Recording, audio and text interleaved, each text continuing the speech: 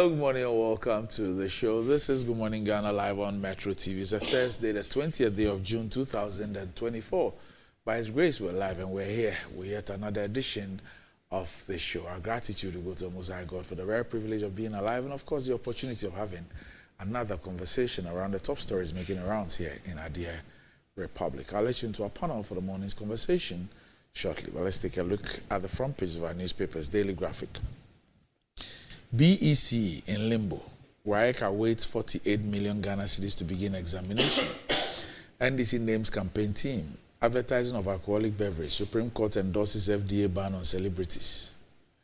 Gender ministry under financial stress. The Ghanaian Times. 7.3 million Ghanaians are poor. Statistical Service reveals. NDC unveils 2024 campaign team. Fifi Kwete named campaign coordinator. 86,000 printed passport booklets remain uncollected from passport office or Safumafu. 10 firms bid to complete Saglemi housing project upon Nkrumah. The new crusading guide. NDC drops Aruna Idrisu Muntaka from 2024 campaign team. Believe in Ghana's manifest destiny. Baumia to faith-based organizations. Magdan charges African merchants to own continent logistics and shipping space. Ozu Bempa exposes Okujetua Blackwell's belligerent antics and double standard. State capture and NDC selective amnesia, part 3. Financial consequences of merger between SNIT and La Palm, which gave birth to Golden Beach Hotels, as captured in 2002 SFO report. The Insight. Ibrahim Mahama vindicated as movement for truth, exposes GRA over fake bank guarantee issuance. Rip-off. Study reveals Ghana suffering over inaccurate mineral royalty payments. Russia rejects the Swiss Peace Summit as fraud. Unveiling corruption, the Attorney General's leaked tape unravels Ghana's integrity. The Daily Statesman. Mahama ignites more controversy in NDC, rejects Haruna Muntaka and campaign team. Government undertakes remedial works on Nungwa interchange. Baumia urges faith-based organizations to champion Ghana's development. Osafumafu calls for private sector expansion. The New Finder. SNIT Hotels, Rock City Topsail, bid $61.2 million, exceeding $59.1 million valuation price. Gender Minister pushes for quick passage of affirmative action bill. Fifi Kwete, Yamin, Opariado, Professor Alabi, others lead Mahama's campaign. Napo leads running mate race in NIB report. Saglemi bids to be received July 8. Daily Post. Towards Mahama's victory, NDC releases list of national campaign team members to conduct the party's 2024 presidential and parliamentary campaigns. Mahama, I won't be a clearing agent like a Kufuado. Kennedy Japan joining Baumia rather takes a lot from his campaign, Professor Kobi Mensah. Baumia visiting churches is a political tactic. He knows he can't win even if all Muslims vote for him. Sheikh Shaibu. Reverend Kusi Boateng has gone to Court of Appeal in privacy breach case. A Blackwood discloses. That's about it. For the front pages, we'll be back shortly.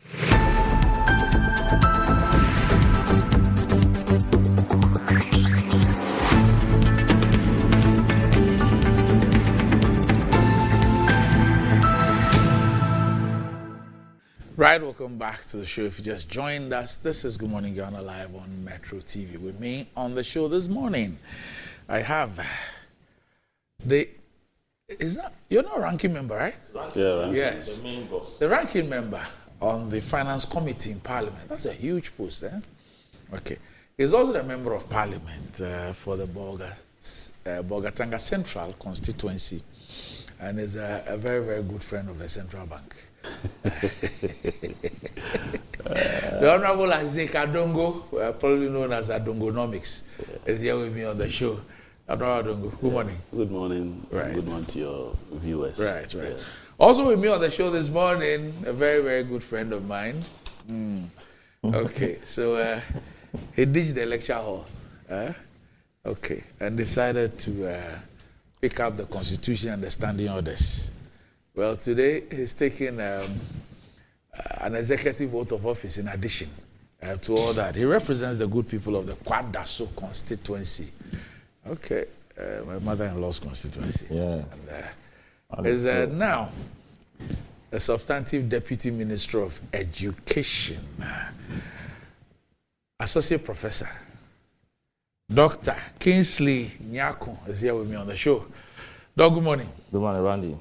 It's been a long time. Yes, congratulations. Thank you, my brother. Transitioning from squatter deputy minister to substantive. Randy. So also, it's been a long time. I miss you. Very good morning to my constituents from Kwada. So on Sunday, I visited Pastor Victor Kusibotin. I want to say a very good morning. Is the church your constituency? Yeah, in my church. Oh, okay. Very good morning to him and the wife, Anita. And my very good brother and friend, Rankin, Azikadongo. I mean, he asked all the questions. If you appear before the finance committee and he's there, Randy, all the critical questions. You must prepare. I tell you, quoting the procurement law, this, PFMA. I'm telling you. and that this particular project is a multi-year project and it should have gone to parliamentary approval. I don't go. But he's a good guy. He's a sharp guy. I don't go hard. No. Too much. That's what I'm down for. So me, I call him Lipsy. Okay. Okay. All right. But if you're thinking of getting that toothpaste that will sort out the entire family and also help you make some savings, times are hard. Well, the recommended family toothpaste is KEL 360 toothpaste and is approved by the Food and Drugs Authority. KEL 360 toothpaste provides you and your family with all-round dental protection throughout the day with freshness. KEL 360 toothpaste is good for kids, children, and adults. Let your family be a proud family when they step out by constantly using KEL 360 toothpaste. KEL 360 toothpaste brightens your teeth, prevents cavity, and with its cool mint gives you a fresh breath throughout the day and protects the gum from decaying. For consistency and quality, use KEL 360 toothpaste. It is another product from Samara Company Limited, producers of Sasso. KEL 360 toothpaste is available in all supermarkets, malls, and provision shops. Call Samara Company on 0246 864798. KEL 360 toothpaste, happy smile. And enjoying the fruits of your labor is as important as enjoying the mansions of your labor. The pains of climbing the stairs when not exercising could be challenging irrespective of your age, but worry no more. Because lifts and elevators have got you covered with the best portable American pneumatic vacuum elevators on the market today. It's a simple self-supported elevator for both homes and offices, and guess what? It can lift your goods too. Wheelchairs can fit in and they come in 3 custom-made models. It's affordable and can be installed within 3 days. Visit Lift and Elevators at Sakumon or just call them on 0200 535 515 or email to elevatorsgh@gmail.com for consultations and the best solutions in easy vertical movement. Minister, let me start off with you. Front page daily graphic. BC in limbo. WAEC awaits 48 million cedis to begin examination. And this story is filed by Severius Kalideri. And it says that uncertainty hangs over the 2024 Basic Education Certificate Examination, BCE, as the examining body, West Africa Examinations Council, waits to recoup almost 98% of 95.83 million cedis it needs to organize the examination. WAEC has received just about 2.3 million out of 95.83 million required to successfully facilitate the exam. But the council insists that it will require no less than 50% of the total amount to enable it to conduct the examination and a further release of more funds to enable it to process and release the results. And the examination is scheduled to commence on Monday, July 8th and then on Monday, July 15th at all centers across the country. And according to John Kapi, who is the PR of WAEC, in an interview at Daily Graphic, he said even though some 6 million cedis had been processed through the Government Integrated Financial Management System, GIFMIS, it was yet to be translated into real cash. And he expressed fears that the examination might not be conducted as scheduled if the funds were not made available. He said a number of suppliers out of goodwill have supplied materials such as bond paper for printing of codes, consumables for printing machines, answer booklets, pencils, and other examination stationery on credit. As a result of our indebtedness, they are unwilling to supply any further materials for the next examination. And so that's basically it. It appears that your ministry owes everybody, from the groundnut seller to WAEC. You owe everybody. But Randy, Yes. I mean, I'm happy the reporter said that the examinations might not, was not emphatic, didn't say will not. But the BEC will be written, starting, I think, from July 8. Yes. You know, some of these financial issues releases are administrative ones, you know, I mean, as Kadongo will tell you, I mean, these are administrative issues. There's no way we're not going to write the BEC. It's not going to happen. Even during the height Is that the only amount that you are processing through gift miss is 6 million? But I'm saying that the examination will be written. July 8, it will be written. You know, this issue because you will pay the money. You see, I think it was Nochu who asked this question, and he's been asking this question over the year. Normally, Nochu is the ranking member. Yeah, normally when they meet in the agencies, some of these matters come up. But the bottom line is that, I mean, the monies will be released, the examination will be written. So parents and potential candidates should be rest assured. The potential candidates or the students should continue in their preparation. Teachers must go on teaching the students, and they should be in readiness and high spirit to write the examination. But remember, even during the COVID pandemic, it got to a point, I think, in 2020, 2021 or so, there were calls for even the BEC and the YC not to be written, remember. But the government took a very bold step. Nigeria couldn't even write, we wrote, and nothing happened. So we should be rest assured that in this country, that under this government that prioritizes education, we wouldn't put the lives of our children in jeopardy. They're going to write, and I'm sure, they also be successful and progress to the next level of their educational pursuit. Okay. Yeah. So, Doc, I hear you. Yeah. But for us who sit here, first of all, you are not disputing the facts that you owe almost 90 million and that you've only paid 2.3 million and that the only amount of money that you, as we speak, is being processed through gift miss is 6 million. You don't dispute those facts. Now, the WAEC says that they will need at least 50%. As parents and students and Ghanaians and whatever, what we want to know is whether, indeed, you will be able to provide this amount of money before.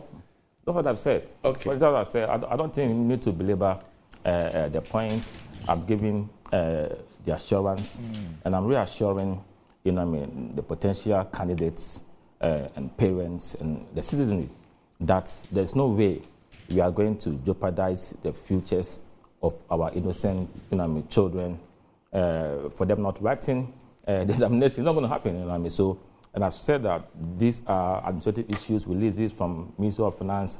It happens. This is not the first time that I know it has happened, but I'm saying that the examinations are going to be written. So, you're new to the ministry, yeah. so this might be an unfair question. Yeah. But were you on the education committee? Yes, I was. Okay. Yeah. So maybe it might be a bit unfair, but you have some insight. Yeah. Something baffles me. The ministry owes food suppliers, uniform producers, textbook producers, WAEC, everybody. But when it comes to those who you sign those Wi-Fi, internet provision for schools and others, you seem not to owe them. You're able to pay them on time. Even when they don't give us the service. And I know why you're asking this question. So I remember when I was in the committee, the issue about the Wi-Fi came up. And answer was provided either by the minister at that time or the person in charge of Free Senior High as the coordinator. And Randy, the committee was informed that the payments are not made en bloc.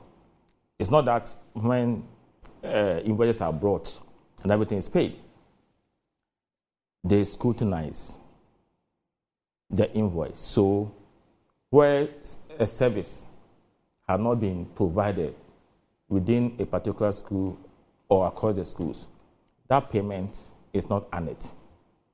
So when I even saw the report from, was it the Fourth Estate? Yes. You know what I mean? I thought that, I think the minister hinted me that they came to speak with them. Explanation was provided. It will be strange for those amounts be paid when services have not been rendered. I'm told that they scrutinize where the Wi-Fi service have not been provided, the monies are not paid. That is what we were told on the committee. But Doc, that was then. The Fourth Estate report was issued about 4 weeks ago. Yeah. 4 weeks ago. Yeah. Now, when is the ministry going to respond to it? We've been told, we've been given specifics. For example, Accra Academy. The Fourth Estate has disclosed that is the old students who have been paying for the Wi-Fi. Yet, it is part of the schools that ought to be covered. They have raised issues about public procurement breaches and issues of companies not being licensed and all that. It's been 4 weeks. So there are issues of procurement breaches. There are issues of huge sums of money being paid for services not delivered. When are you going to respond to this? Randy, at times, in this country, when things happen, I mean, it's easier to make allegations. No, they gave you the opportunity to respond. The Fourth Estate did. I'm not doubting that. Yes. I'm saying that it is easier to make allegations. But at times, if we are careful and we take the pen to go to a certain process, what we put out might not be seen as an exaggeration. When I initially read the Fourth Estate report, I was kind of confused. I was asking myself, have they spoken with the minister? Randy, just recently, about 4 days ago, I also read that, according to them, is it May or March this year, they discovered that in some of the schools, services were not provided. I know that the ministry will officially respond to this, but I'm telling you what I know. I've had discussion with the minister on this report. Nothing untoward, as I've been told, has been occasioned because the figures put out there are a bit embellished because scrutiny is made on the numbers before payment is made. I mean, the question regarding we are owing A, B, C, D, I mean, at times one is also about the bureaucracy that we find ourselves in within our financial economic setup. I mean, you put in a request, it must go to a certain process. At times, it delays. I'm also saying that in all cases, monies are available. But at times, the procurement processes to the administrative channel take some time. That is why some of these things are. But eventually, payments are made, they are on it. You know what I mean? So, I mean, I appreciate the challenges that we are going through recently, but the education sector is in safe hands. The minister is doing his best. The president is also making sure that, Randy, we deliver quality education to our kids. So I will plead with the Fourth Estate. I mean, go back to the minister. The minister will take his time to explain. No, they gave you the opportunity. It's in their report. The opportunity was about what? They gave you the opportunity to respond to all those things. Because you gave the response. You told them that, look, the same thing you said, verification is done. There's a group that verifies and everything. They went down there, spoke with the headmaster, spoke with the students. And we've played some of the videos. And some of the places where you certified and all that, those people had not even had the internet service for 6 months, for 4 months, for 5 months. Yet you were making payments. And here I'm not even talking about the procurement breaches or the procurement infractions or problems. I'm talking about payment for service not delivered. Yeah, what I know from the ministry is that when a service is not delivered, the Wi-Fi service is not delivered, payment is not on it. That's what I know. But that explanation the ministry has put out there. I've not seen any. I've not seen a response from the ministry to the Fourth Estate. I'm from the ministry. Oh, but your responses, I've been told. Oh, yeah. We want an emphatic dealing with all the specific allegations. That one is different, but I'm here to tell you that from what I know from the ministry and discussions I've had with the minister on this matter, and being on the education committee, when the matter came up, we were giving the same explanation. You know what I mean? So nothing untoward has been done, because it would be strange for you to make payment when a service has not been delivered. We understand that we have. As for strange, there we see strange things every day. So it won't be surprising that a strange disclosure has been made. Some of the strange things are at times are manufactured. You know what I mean? But you know what I mean. We must always deal with empirical basis before you go out there. Make sure that you got in your facts right and all that. You don't go and make an emphatic statement that monies have been paid to a service provider when the service had not been delivered. If you made that overriding, generalized, emphatic statement, it's a bit worrying. For example, if you are taking your time to ask yourself questions, you might have been told that that's not the case. No, they did. In the report, they tell us about they cross-checking with you. You see, they spoke with your ministry. Yeah. They spoke with the schools. They spoke with the heads of the schools. They spoke with the students themselves. So the report is quite complete. So if the ministry believes that, for example, they gave the example of Accra Academy, if it is wrong, you state it with the counterfacts. If all the schools they've listed, because they listed schools that it is not all the schools. Of the number of schools involved. No, but when you have to be careful here, at the beginning, when I read the report from Fourth Estate, the impression they created was that monies had been paid for services that have not been rendered. That was the initial report. True. But that is not true. No, when you read the report, maybe you were talking about headline. No, I read the report. Yeah, but when you read the report itself, they tell you that X number of schools out of Y have not had a service. And some of them, that is true. 2 years, 6 months, 3 months at a hand. And they said that irrespective of all of this, you were still paying. Let's say the project covers, I'm just using this as an example, the project say covers 190 schools, district offices, colleges of education. And for that 190, it costs maybe 5 million cedis every month. Yeah. You keep paying that money, although maybe 47 of these 190 do not have the internet access or have not had the internet access for varied periods. That was what the report was about. Plus the fact that there were procurement infractions with respect to who the thing was given to, who the PPA later give approval for, whether at the time they were given approval they had the license to do that or not. Those were the specific issues. Randy, let me conclude on this matter. The idea to have this intervention was very fantastic because of the era we find ourselves in. So to have the intention and also actualizing that intention by making sure that schools and district offices have access to Wi-Fi, to make the digital drive or intervention something meaningful was laudable. But you see, there are implementation issues regarding our ICT infrastructure, lack of access in certain areas. Where I live, beyond Kwabenya, when I go to the house, I don't even have access. So if you have Wi-Fi within that vicinity, in my home, I wouldn't get it. But I'm saying that these are obvious challenges. You won't pay for it because you don't get it. No, at times you have the data, but you cannot use it. You cannot use it, and it's also an inconvenience. The point I'm making is that you roll out a very laudable, useful, meaningful, important policy or program intervention, and at the point there are issues. And the issues largely, if you agree with me, that is because of the inadequacies within our ICT architecture or infrastructure. We are not at a certain level yet. I also not discount financial issues and all that.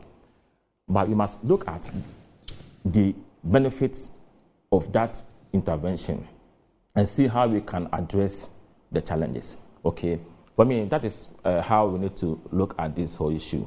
But to ignore in fact, initially it was working out. It was working well at the beginning. It was working well until recently. But see, if we don't look at the benefit of intervention and how we can make it better, But we are quick to look at, the H's, which is legitimate.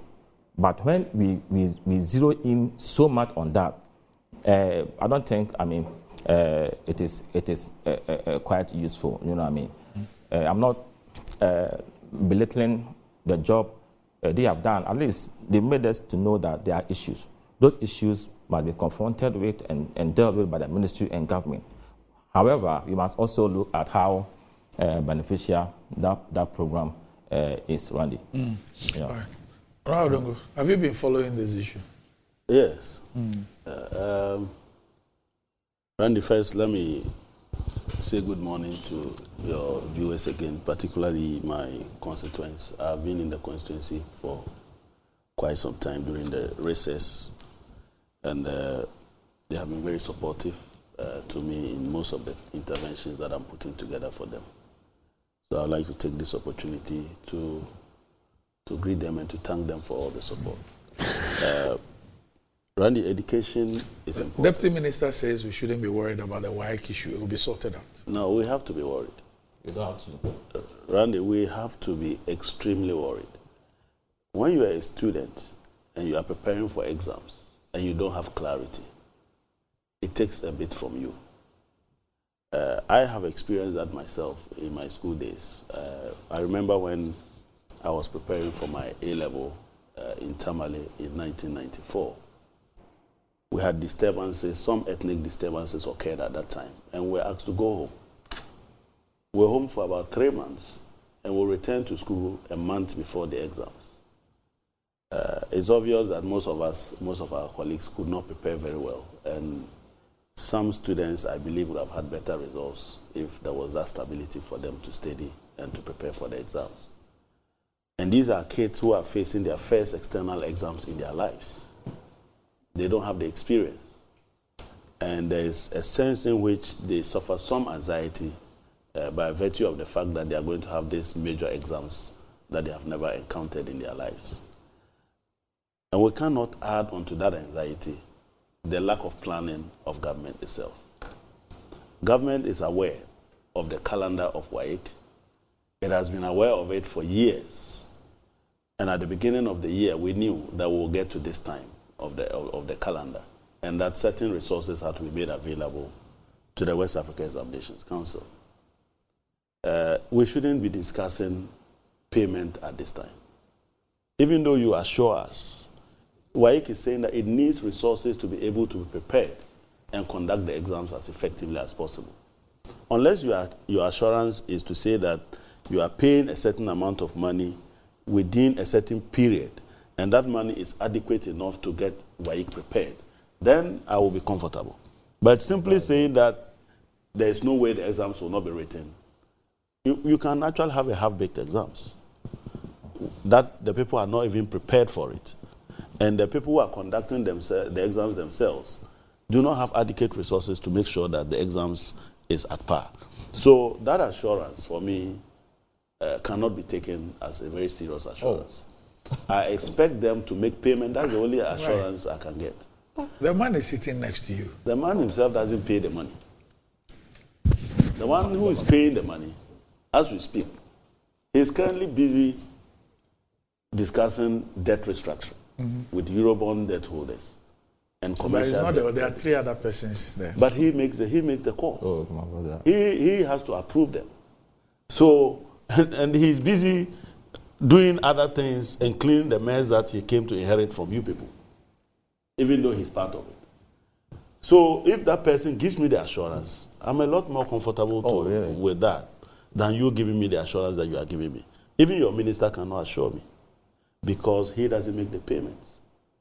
And I cannot understand how, up to this point, the releases that have come to the ministry, they have prioritized payments other than payments that will make our kids ready to write exams. Randy, you just mentioned this Wi-Fi thing that he's trying so hard to justify. It is not enough to set up a system to deliver a service. You need to set up the protocols to ensure that when you are paying, you pay for value. And that includes you making sure that there are standard operating procedures that must be followed before the minister is even called upon to look at the transaction. Said that by the time the minister looks at it, all the people in the chain who are supposed to ensure that when you are paying, the service has been delivered, have done their work. Because the minister is not in every school. So for that not to have happened is a very big system failure. And it suggests to some people that this was all just a ploy to just take from the government kitty, because nobody should make payments for services not rendered. And if you are saying that there are challenges, will that bring back our money? Our money is gone. Who says there won't be challenges in implementing the program? There will be challenges. That is why you anticipate the challenges and set in motion to put together the various systems that are required to ensure that those challenges do not lead to you making payments that you cannot substantiate. This same Ministry of Education, you remember the World Bank project, where payments were made. Which one? And the World Bank could not substantiate those payments. Which somewhere last 2 years or 3 years. But you have to be specific about that. There was a World Bank project. Yeah. There was a World Bank project where monies were paid. It was about 3.6 million. The one the World Bank came back to say that nothing untoward had been done. What is untoward? They will say that they could not have any justification for the payments and that you could not provide adequate documentation to support the payments. Okay? So it is becoming one too many in that ministry. That payments are being made, and if you go to check, you realize that the payments have been made for no value at all and for no service rendered. And we cannot continue to be doing that. And those that must be prioritized, we rather don't pay them. Could it be that those payments are not made to private contractors, but they are made to institutions where it is difficult to take a kickback? Could that be the problem? If that is the case, let us know. That when it comes to private contractors, you have the money. But when it comes to agencies that are so controlled that you cannot have anything to do with the payments after it's gone, then you are feet dragging. Even though that is an important exercise that you need to carry out. So, Randy, what I would say is that they need to find the money as quickly as possible. We are not looking at, if you look at the report that was recently issued by the Bank of Ghana for their own financial statement, you will notice that government is borrowing money behind our back. Look, in that report, suddenly the Bank of Ghana is saying that government bonds that are listed on the Ghana Stock Exchange suddenly increased from 160 billion to 308 billion. I'll let you. No, I'm just saying that. Explain that. What have they been using those monies for? Okay. Because we all know that government itself has declared that they are not able to go to the capital market to borrow. Mm-hmm. And that even in the domestic, they are borrowing on the short end, which is treasury bills. So how did they conjure an additional 148 billion in borrowing on the stock exchange? Okay, I'll let you explain that bit to us. But I'm saying that yes, the monies should be put where our mouths are. Okay, so back to the, unless you want to say something. No, but, okay. but yes. You see, I want Ghanaians, as I said earlier on, to believe the government and the assurances the ministry to me have put out there that our children are going to write the BECE. Parents should not be worried. The children should continue their preparation in anticipation of writing the examination. Nothing will change.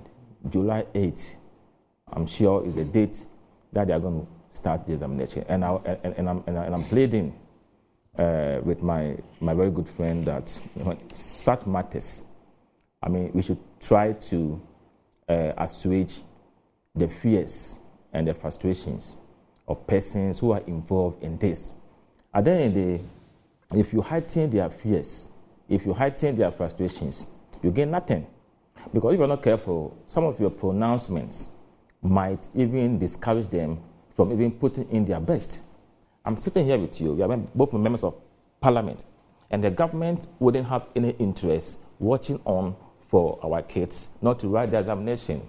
Being in school for 9 years, which government is going to do that? Okay, so let us encourage them to. But shouldn't government also be acting in ways to prevent some of these disclosures? Randy, I'm saying that, you see, I've been on the education committee since I went to Parliament. And this... We have basically 19 days to the exam. Yeah, but I'm saying that some of these issues have come up before, but the students or the candidates went to write examination. And ranking is aware of this. So I'm a bit surprised why it is being considered as if it's going to affect the timing of the examination. You know what I mean? So let us cut out the fears and let us build up the confidence and prepare the minds of the children and their parents to be ready for the upcoming examination. And I'm happy if my senior colleague, you know what I mean, come in on the same page. All right. Thank you. Okay. So, Honorable Adongo, was it 2 weeks ago you wrote a piece? That's why I was trying to push you from the bunting. You wrote a piece. And in fact, I think it was 2 weeks, not last week. About two 3 weeks ago, yes. What motivated that? Well, my big brother, Dr. Baumia, had been on a campaign trail, and he had said that he championed 33 policies, and John Mahama has championed 0. And I felt scandalized. Why? Randy, very basic understanding of governance of our country and the development of our budget. The budget, our own budget, is called Economic Policy and Financial Statement. It is not said, it's not mentioned that for fun. That when we debate the budget, we first debate the economic policy, after which we approve in whole. Then we consider the estimates and the appropriation. So there can never be a budget without a policy. So for a vice president, the head of an economic management team, who has been in this country where budgets and policies have been approved in parliament, to suggest that the government at that time didn't have a policy is very problematic. And I said, this man doesn't really understand what policy is about. Policy is not English. Policy is documented evidence which is captured in the Hansard of Parliament. And for somebody like that to suggest that a government ran without a policy was very problematic. But maybe, I wanted to remind you. Maybe he was referring to specific initiatives. They are in the budget. The fact that you ignorantly didn't read it is not my problem. But for you to suggest that a government could run without policies and be called the head of the economic management team is problematic. Okay? Was there any year we missed the presentation of a budget in Ghana? Was there any year that economic policy was not approved in Parliament? After which we then approved estimates and appropriation. What was driving those estimates and the appropriation? But then I took time to remind him. You see, policies are not made for their sake. Policies are made in such a way that they must mean something to the economy. You develop policy to improve the economy and not to destroy it. So I wanted to remind him of the policies that he had championed, which led to the collapse of the Ghanaian economy. So what is the use of a policy that collapses your economy? What is the use of a policy that leads to you being unable to pay your debts? What is the use of policy that makes you rated out of the capital market? What is the use of policy when all the rating agencies agree that your economy is beyond recognition? The policies you refer to are not one of the 33 that the vice president refers to. Or he wants us to now go and be discussing those policies that really don't put anything on our table. He was specific. Ghana card. No, he was specific. And yet, Ghana card. You want to force us to discuss digitalization. When you told us before you came, you played a tape here. When the president was coming, he said you are the champion of the economy. And that you are the one who made sure that Kufuor provided 1 cedi, $1. As deputy governor. As the deputy governor. So you should be telling us what is the exchange rate now. That must be your policy orientation. Where you are now running to this Yahoo angle that you want to force us to, that's not where we know you. You see, you are running away from the job they gave you. You came. I gave an analogy the other day. I said, you see, what he's trying to do now is that you are a science teacher. Mm-hmm. You say you are the best science teacher. Mm-hmm. So they made you the headmaster of a science school to develop the next generation of scientists. Mm-hmm. You requested for 6 very good scientists to add to you, who you call your special assistants. They refer to them as economic advisors in his office. 6. Now they put you together. You mean the vice president has 6 economic advisors? Exactly. Okay. In his office. He doesn't have one on innovation or digitalization. He doesn't even have one. That should tell you the focus of that office. Then you come, teach the science students to pass the science. They keep failing. And when they come to find out, you have been teaching them literature and history. And literature and history? Yeah, you now want us to call that science school a literature and history school. You came and told us you are an economist. As a matter of fact, you don't have the training in anything about innovation and digitalization. Even where you were trained, you asked that they should give you the best economists to work with you. Even where you were trained. Where you were not trained, you didn't ask for anybody. And you went there and failed, but you've brought us to this level where your CD depreciated by 54%.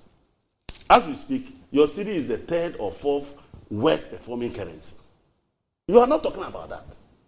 Inflation, you took it all the way to 54%. You are not talking about that. That has brought it down to 23. He hasn't brought it down.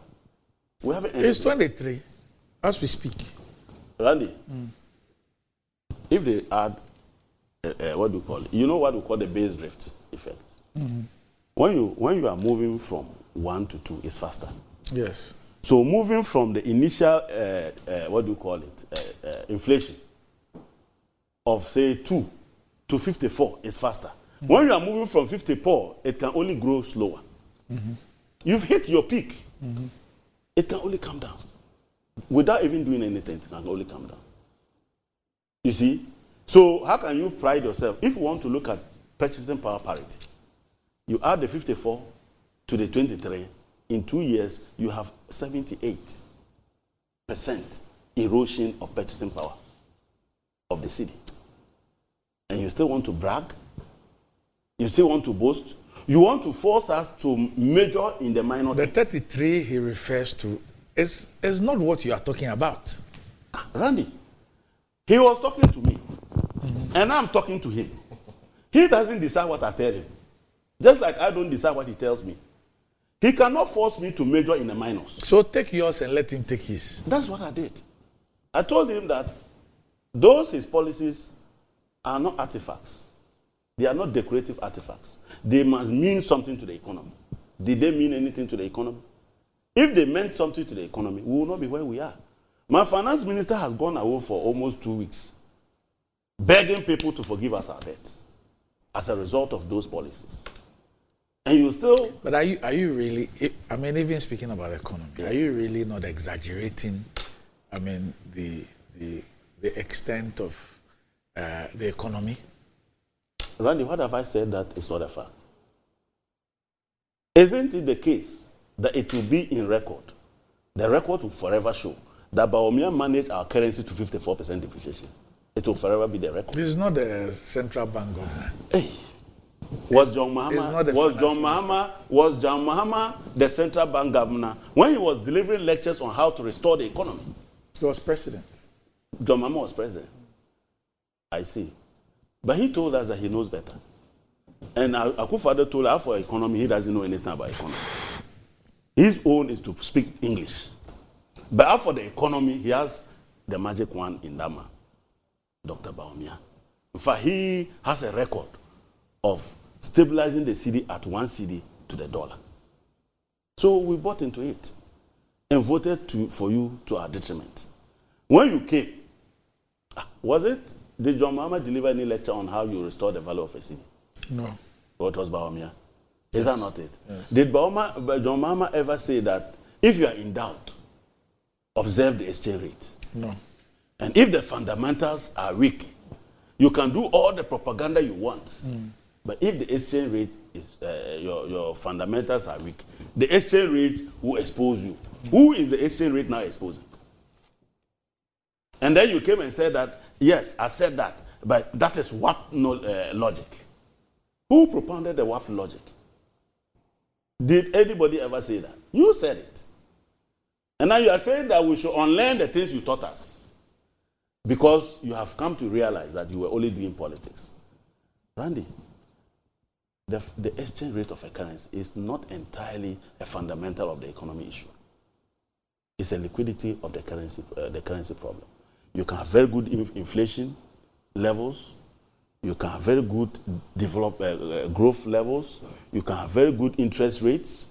And yet, if there are external shocks that affect the flow of the foreign currency in your country, you will begin to have a depreciation of your currency. It has nothing to do with your fundamentals. So you agree with him? No, but he said that it must be the fundamentals. Oh, that was when he was outside. So your knowledge of economics shifts depending on where you are standing. Oh, you know, a PhD holder must make statements that he can stand by every time because you are a guru of research. And you don't make statements that you cannot stand by just the next day. And you were very categorical. And students of economics were watching you. They probably have gone to write that for their lecturers and failed because of you. And so I needed him to understand that we don't develop policies and hang them on our neck. We develop them to improve the economy. What did your policy, 33 policies, do to the economy? This is where it took us. Today we are discussing how we are struggling to even pay WAEC to conduct exams. Is that not the case? As we speak today, I wish we could be discussing this Bank of Ghana thing. This, right. Yeah, you will notice that if you read the report, I intentionally wrote to the governor to give me a certified copy because what I was seeing in that report, I was wondering whether this is not just a social media document. I wanted to be sure. Which document? The financial statements that were published by the Bank of Ghana. But if they have published it, why would you? What I got through WhatsApp, I wanted to be sure that is the document. So have they responded to you? They have responded. Have they given it to you? They asked me to pick it. But I already got a copy before they asked me to. Oh, okay. Then you must applaud them. And you should have published that they have responded to you. No, just today. They called my lawyer last night to tell him that my PA to pick it today. Okay. So it doesn't mean that's commendable. Yeah, that's commendable. Randy, last year, were we not talking about impairment of 48 billion? Yes. You remember break it down. Impairment. Meaning what? So they said that the monies they have given to government. Yes. Government came to say that it was doing a DDEP, a domestic debt exchange program, which will lead to them surrounding the old debt for new debts. Yes. And as a result of that, government said, write off 32 billion. We can't pay forever. Yes. No matter what you do, we can't pay. So when you that's like a haircut. Yeah. So when you take a haircut of 32 billion, what it technically means is that it is off your books. So it doesn't affect the next year's. It's a bad debt. It's a bad debt. So you write it off, and then you bring your debt to a level other than that. Then. So the central bank took a haircut of 32 billion for 2022. 2022. Okay. Now, then they say that because they have reduced the interest rate at which they are now paying you, the coupons on the bond is now lower than the previous one. What you do is that you do what we call net present value analysis. You decide that if you are going to collect those monies 5 years, 6 years, 8 years, if you were to discount them by a factor back to this day, what will be the value? And when you did that and you compared it to what is sitting on your books, you realize that the value had declined by about 16 billion. By virtue of the reduction in the interest rate. Okay. So because of that, the value, if you hold it to maturity, it will no longer be that, but it will be less by 16 billion. So the 16 billion is what we call impairment. Right. So what you do is that you automatically write them, the two of them, you put them together and write them off. So that's like a 50% of the previous haircut. Exactly. Okay. You put them together and write it off as part of your expenditure. That gives you 48 billion. 48 billion. Okay. You write them off as part of your expenditure. In the new report, you are now saying that the impairment has increased to 53 billion. New report for year 2023. 2023. Okay. The impairment has increased to 53 billion. So what accounts for the 5 billion? Good, but it's not even 5 billion. Okay. If you understand the breakdown I did, the impairment is 16 billion to 53 billion. Because the 32 billion is written off. Okay. Good. So your impairment is now 37 billion more. As a result of what? That is the question. Now you give me a breakdown. And in the breakdown, you say that because of you had some exposure to cocoa board. And cocoa board also, the government also did DDEP on cocoa board bills. Because of that, you lost value of 606 million. That one you have reported in your expenditures. Which is less than a billion. Which is less than a billion. You have reported that. Okay. The additional 37 billion, we don't see it. It's not in the report. It's not in the report. So how did the what did the auditors qualify the They didn't. That is why I'm saying that that report was cooked. Wow. And it is the reason they didn't qualify it. They didn't qualify it. They just said that there's an impairment of 53 billion, but you don't trace it to the operational expenditures. That's what the auditors said. Oh yes, I want to show you the operational expenditures. It's in their notes. And I wanted to be sure. Is it the same response? Yeah, that is the same report. I wanted to be sure that what I'm seeing is what it is. Impairment loss securities, that's government securities, is 606,222,000. Does that look like 53 billion? It's less than a billion. And then you see on that line, yes, they treat impairment for 2022 at 48 billion. But Randy, wouldn't it be? No, wait. Just indulge me. Don't you think to be appropriate because they've written to you? At least to get it is the same report they have No, I'm saying that, the reason why these impairments occurred. No, I haven't asked them about impairments. I just said, give me a certified copy. What they requested was for this document. And I have it. So I will ask them about this impairment later. Then ask them before talking about them. Why? I'm a professional myself. I'm a chartered accountant. No, it's possible. And I don't know how auditors will give me a footnote of 53 billion impairment. And the previous impairment include a write-off of 32 billion. And they do a reconciliation to arrive at 606 million as the impairment for this year. No, but you just said that there is some 48 billion. No, the 48 billion is 20. You see, there's always what do you call it? Comparative analysis. Okay. You compare to last year. So last year, you reported in the comparative 48 billion. Okay. It has moved to 53 billion. But here we see that the comparatives are not matching. It is now 660. So the point you make is that what is happening in 2023 is not an addition to the 48 in 2022. So what they have done, yes, is that they have simply picked the new figure of 606 million of cocoa board, yes, and put it in the accounts. Yeah, but what drove the figure to 53 billion? That 53 billion is not reflecting in that. So what I want to understand is, yes, are you looking for a difference from 48 to 53? Yes, I'm looking for a difference from 16 to 53. Because if you describe it as impairment. And you're saying that the only thing they've provided is the 606, which is cocoa board. And in all the footnotes, there's nothing. There's nothing. That describes how that extra has... You see this figure, where I'm picking from. It is about the operating expenses. Yes. This is carried to affect your revenue. Yes. So if you don't put it here, where will you put it? You put it in the expenses, the operational costs, so that when you net it against your revenue, the effect will already show in your profit or loss. So the reason they got 10 billion is because the impairment has been cooked by 37 billion. But how does the reporting standard say we should report this? What? Which one? What you're talking about, the impairment. Yes. The reporting standards clearly states how these things ought to be reported. Yes, that's what I'm saying. So the impairment is treated as expenditure. Yes. And you say you can't find it. I can't find it. I find 606 million. Okay.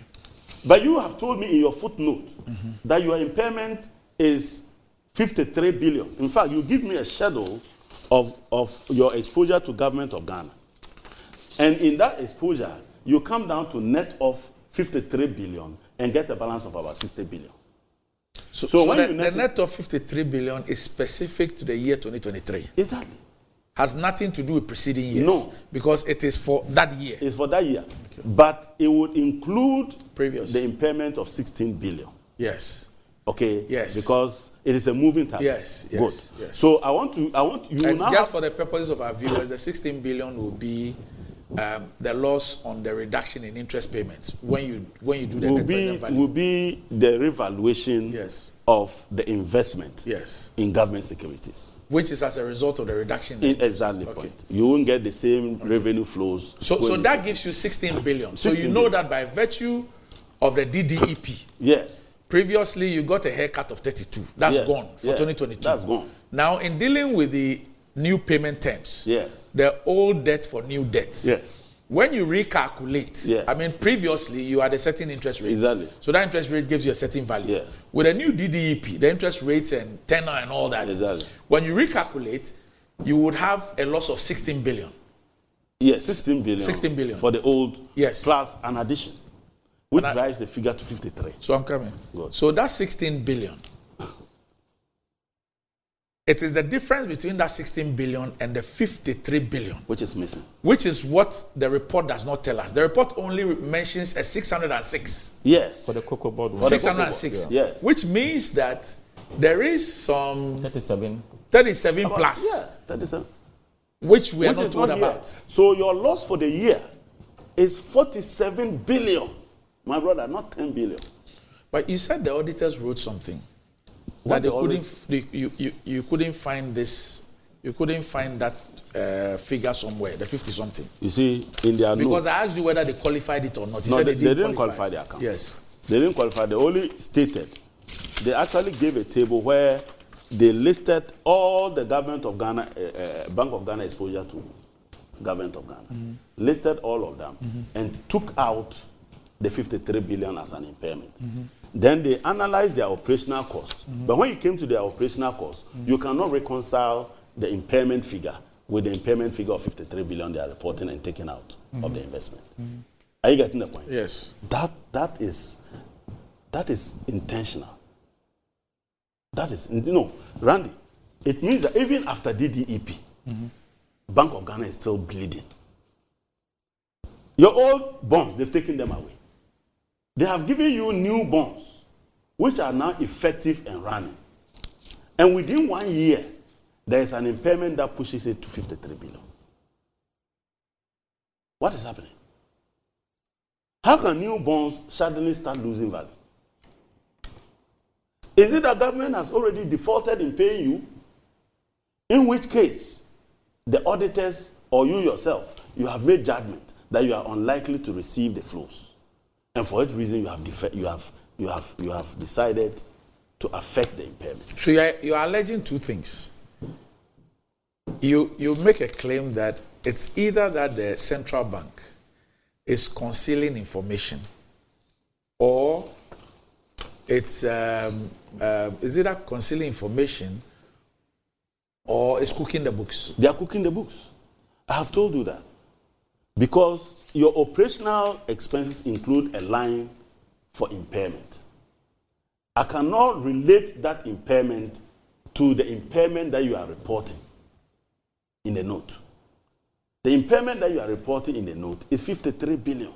Will this document, this report, will it include the management report?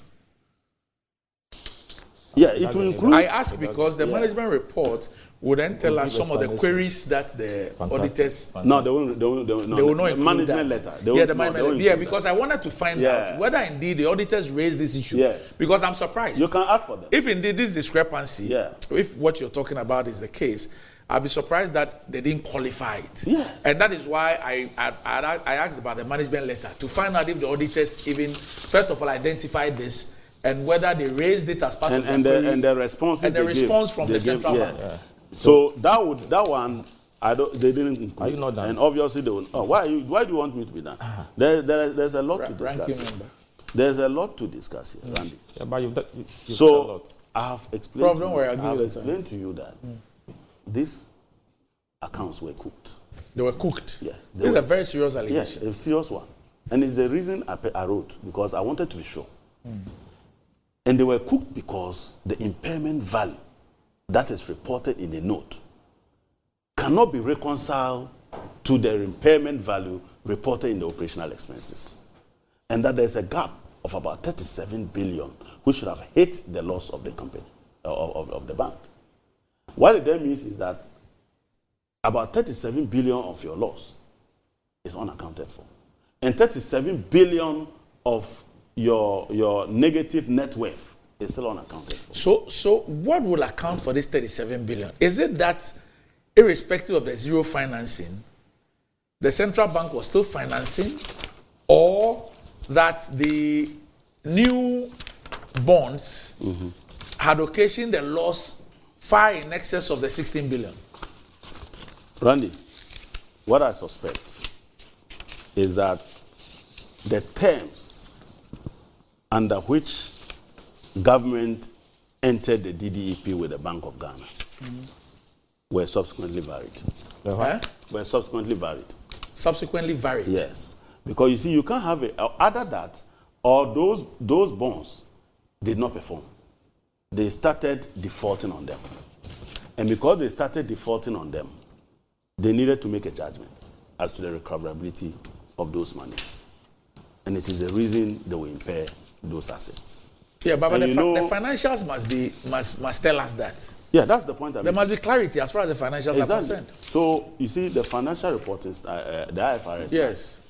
The IFRS 9 tells you that immediately a loan, there's a default on the loan, whether interest or principal.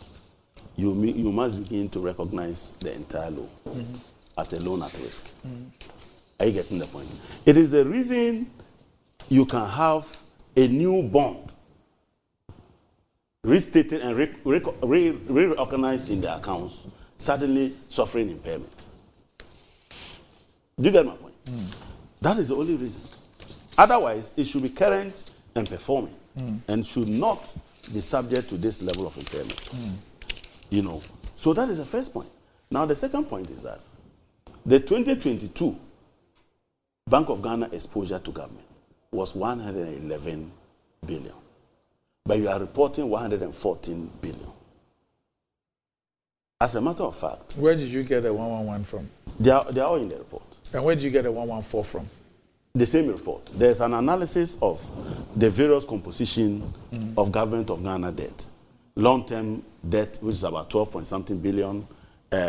Short-term securities, which is about 79 billion. It moved from 67 billion to 79 billion. And you claim that you are doing zero financing. Where will location that jump? It means you are still lending to government. You are also busy buying government treasury bills. Whoa. That's what you are doing. That's why your exposure on the short end moves from 67 to 79. So who are you deceiving? Who are you deceiving? It means that you are not observing zero financing. Okay? You are not observing zero financing. And that is very serious. This is an international obligation on us from the IMF, which we have signed an MOU between the Ministry of Finance and the Bank of Ghana to say that we will not borrow any penny from the government of Ghana, from the Bank of Ghana. And yet your accounts is showing that you actually bought treasury bills from government to the tune of 79 billion. 79 billion? Billion. From 67 to 79, which is about 12 billion more. Okay. In 2023? 2023. So it is these numbers. You then subtract, which gave you 114. And then you subtracted the 53 that you call the impairment. You didn't subtract 606. You subtracted 53 billion from it to get a balance of about 60 billion. Randy, what that means is that, you see, if you do very basic accounting, you understand that investment is a debit balance. Do you get it? To reduce it, you must put a credit and net off the difference. And when you put the credit, the debit must go to an account. That account is the operational expenses account. Yeah. And it is not sitting there. So where did it disappear? How come the accounts were able to balance when there was no debit to that credit? How is that possible? So you cook the accounts. They cooked it. Who are the directors of the central bank? There are many of them. All the three all the three governors are on that board. It is the only government agency where the managing director is the board chairman. That's the act. So Yeah, the law. I'm not saying he is wrong. I mean, that's what the law says he should do. But he's the board member. He's the board chair. Yeah, but I'm just asking who the directors are, because the directors ought to know the implications of this. In fact, the auditors. No, I'm saying the directors first, before the auditors. Yeah, but I'm not saying that. Yes. The auditors flagged the 53 billion impairment as a critical audit matter. Yes, they did. They did. And yet, if you flag it in the narrative, and it did not affect the accounts. How did they, that's the question I was asking you, how did they flag it in the narrative? What did they say? What was said? So in the narrative, they mentioned that the bank incurred an impairment in Government of Ghana securities of about 53 billion. Yes. And that poses a question to the going concern of the Bank of Ghana. So it's stated in the report. It's stated in the what report. You're saying. Yes. But you see, the audit query is emanating from the impact of that item on the account. So although they made this observation, it did not affect in the account. They did not qualify the account too. Not at all. In fact, don't qualify the audit. If you read the section where they are discussing we call it the going concern of the bank. Yes. They raise all the negative issues, but you don't make a conclusion. Yeah. You raise all the negative issues that are very, very significant. You get the point? And yet, you do not even qualify the account. And you do not make a conclusive observation. Now, what they sought to do was now move to what we call policy solvency of the central bank. The policy solvency is to say that whether the central bank, in its operation, is able to generate enough financial resources or revenue to support its expenditures incurred in managing monetary policy.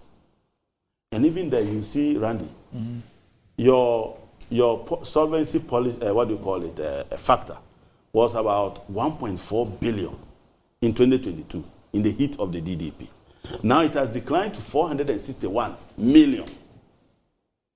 Almost 1 billion is gone. Shouldn't that scare you? Shouldn't that tell you that we are heading towards insolvency? And yet, you don't make any pronouncement on that. And I'm saying that the auditors must be explaining how they got 606 million out of 53 billion to report as an impairment value in the account, thereby arriving and certifying a loss of 10.4 billion when it should have been far, far higher. In fact, they certified a net, negative net worth of about 64 billion when it should have been closer to 80 billion or even 100 billion. Do you get the point? So that major factor should have driven the Bank of Ghana's name somewhere else. And that is why they decided to temporarily. Randy, another one is that you hear we complain that you are broke. So slow down in this building of projects. The commitment, as reported in this account, for Bank of Ghana, capital commitment. In other words, projects that the central bank is implementing, like their office building, moved from 711 million to 936 million. A difference of over 220 million. What that means is that they are awarding new contracts. Or maybe the valuations for the current ones have changed. Oh, so they keep adjusting the figure. It is possible. So if they keep adjusting the figure, that would be... If you look at the history of the headquarters, it shouldn't be surprising that it could be changing. But that is do you appreciate what I'm saying? 200 million more. But he knows. But he just 220 million more. For somebody who is broke. Somebody, you see, Randy, I hear them saying that we need to recapitalize the Bank of Ghana, and they need government to recapitalize. Why should government recapitalize you? You are in this situation because government is owing you and say write off 32 billion. And government not paying you is leading to an impairment of 53 billion. Is that not it? If government gives you your 53 billion, won't you be solvent? Won't you be recapitalized? So why are you not going for your money? I owe you money. I'm the owner. I owe you money. I have not paid the money. As a result of that, you can also pay the people who owe you. Then you come and tell me that the owner, can you increase your capital so that I can pay these people? Instead of telling them that, look, the money you took is not for us. It's for some people. Bring our money. When they give you the money, won't you be able to now pay the people? So this conversation around recapitalization, I can't just understand it. Randy, beyond that one, I have explained to you that in this country, if you read all the issuance calendar for 2023, government does not even have a specification of a 2-year bond. It is always up to 1-year note because the capital market is not willing to give them money, the domestic capital market. So where did they borrow the additional 148 billion from? I told you earlier that if you read the report, bond market, they will tell you that the government of Ghana bonds listed on the stock exchange increased from 160 billion to 308.9 billion. Good. And I'm saying that you are not issuing new bonds. You are not also opening old bonds. All you are telling us is that you are issuing treasury bills. So where did you get those bonds that you listed from? And who bought them? Are you doing something behind our back? And where does this amount reflect in our deficit? What did you use it to finance? That is a huge figure. A huge figure. Randy, this is what is happening. It is in their own report, too, and they have even gone ahead to diagram it. There's a diagram. If you look here, there's a diagram there. They've diagrammed it. And they are boldly saying that they moved from 160 to 308.9 billion. Million or billion? Billion. Billion. These people do not know million. When they are chopping, they chop big. Billion. 160 billion to 308.9 billion. I am not saying it. This is the report from the directors of Bank of Ghana. You're giving me a migraine. Randy, it was these things that made me to say that, look, I want to be sure we are speaking from the same hymn book. Otherwise, you say that this is a cooked document I saw. It's becoming very scary. Very difficult to deal with this book. You read the going concern. See what they are saying there. But they are not making the pronouncement that should result from the kind of picture they are painting. You are painting this terrible picture. And you still cannot tell us whether the Bank of Ghana's going concern is affected or not.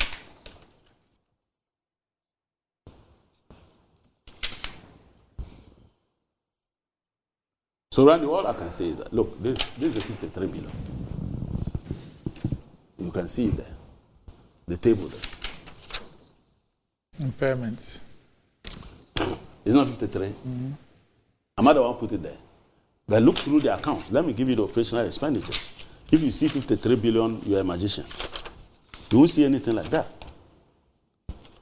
Look, you see impairment loss, 606 million. These are financial engineers. And I'm worried that the auditors are certifying this. So on page 58, yes, key audit matter, yes, impairment of investments in government securities. Yes. And then if you look at the table, 2023, you have a gross amount of 114. Yes. Then less impairment, 53,772. Good. Okay.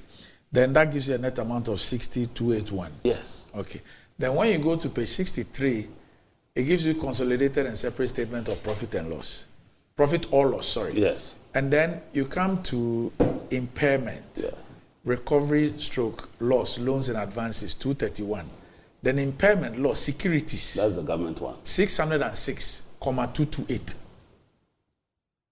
See the comparative analysis for 2002.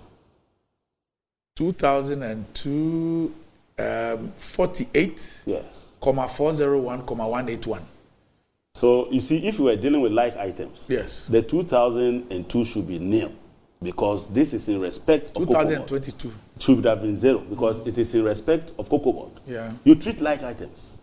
So once you are treating impairment generally, it should reflect the 53 So billion. what they are telling us here in the consolidated and separate statement of profit or loss is that impairment loss as a result of securities was 606 million, as against 48 billion, 401 million for 2022. Yes. However, when it comes to page 58, the key audit matter. Yes. For 2023, we are told that impairments. So they do long-term government securities, 12.5 billion. Money market instruments, 79 billion. Look at the comparative figure for 2002. So 2022. For which one? For the money market. The money market instruments, 79 billion for 2023, 67 billion for 2022. How did they move there when we are doing zero financing? So you have an increase of about 22 billion. Yes. 32 billion, sorry. 32 billion. For 2023. Under zero financing. If it was not zero, then the impairment here is 53 billion. A loss of 53 billion. Yes. That's on page 58. Yes. And yet but when you come to page 63, the statement of profit or loss, the impairment there is 606 million. Randy.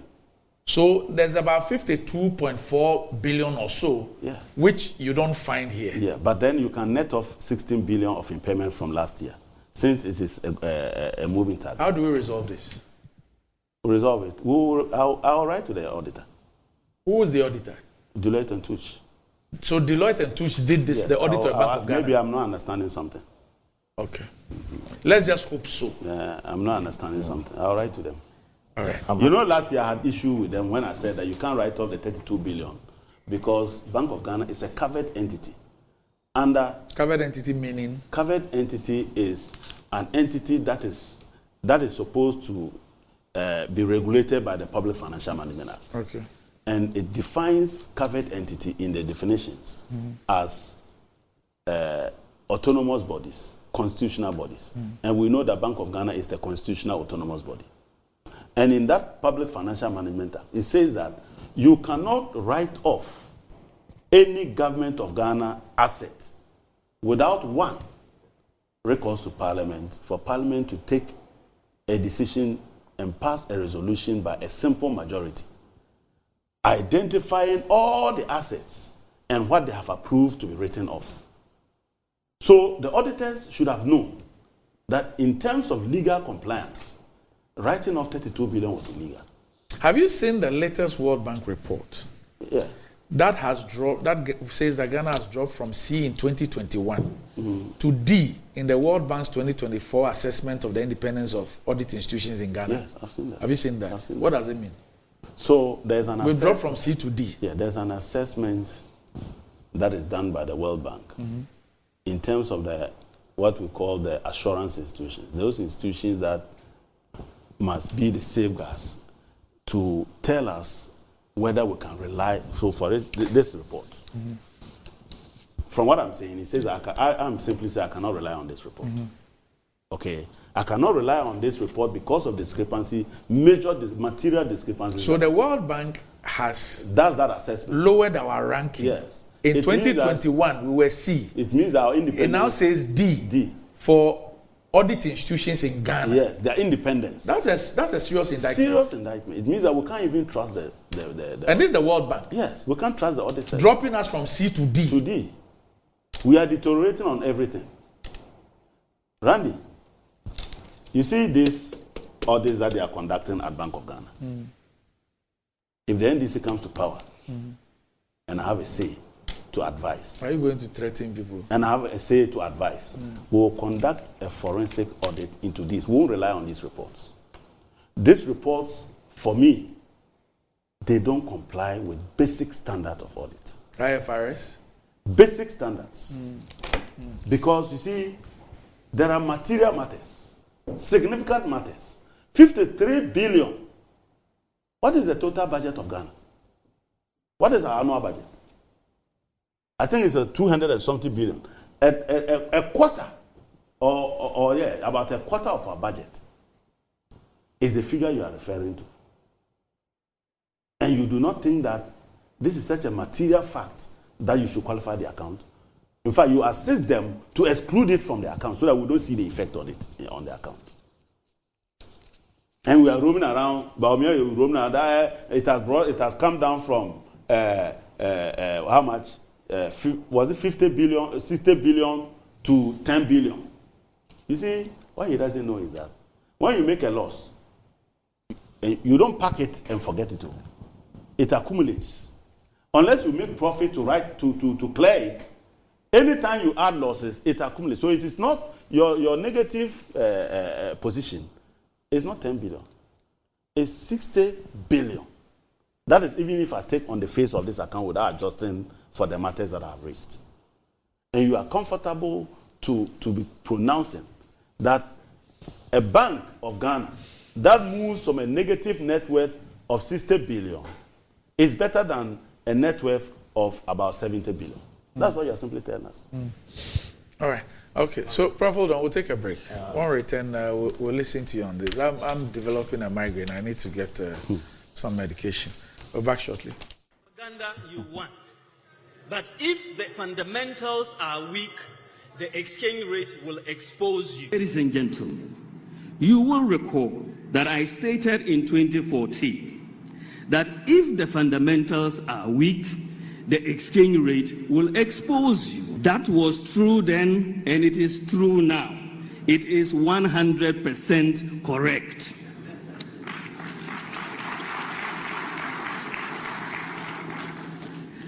So if the fundamentals are weak, the exchange rate will expose you. But it is warped logic to jump from that to a conclusion that if there is depreciation in your currency, then the fundamentals must be weak. Do you understand the logic? It is very warped logic. If the fundamentals are weak, the exchange rate will expose you. But if the exchange rate moves, you cannot jump to that conclusion that the fundamentals are weak.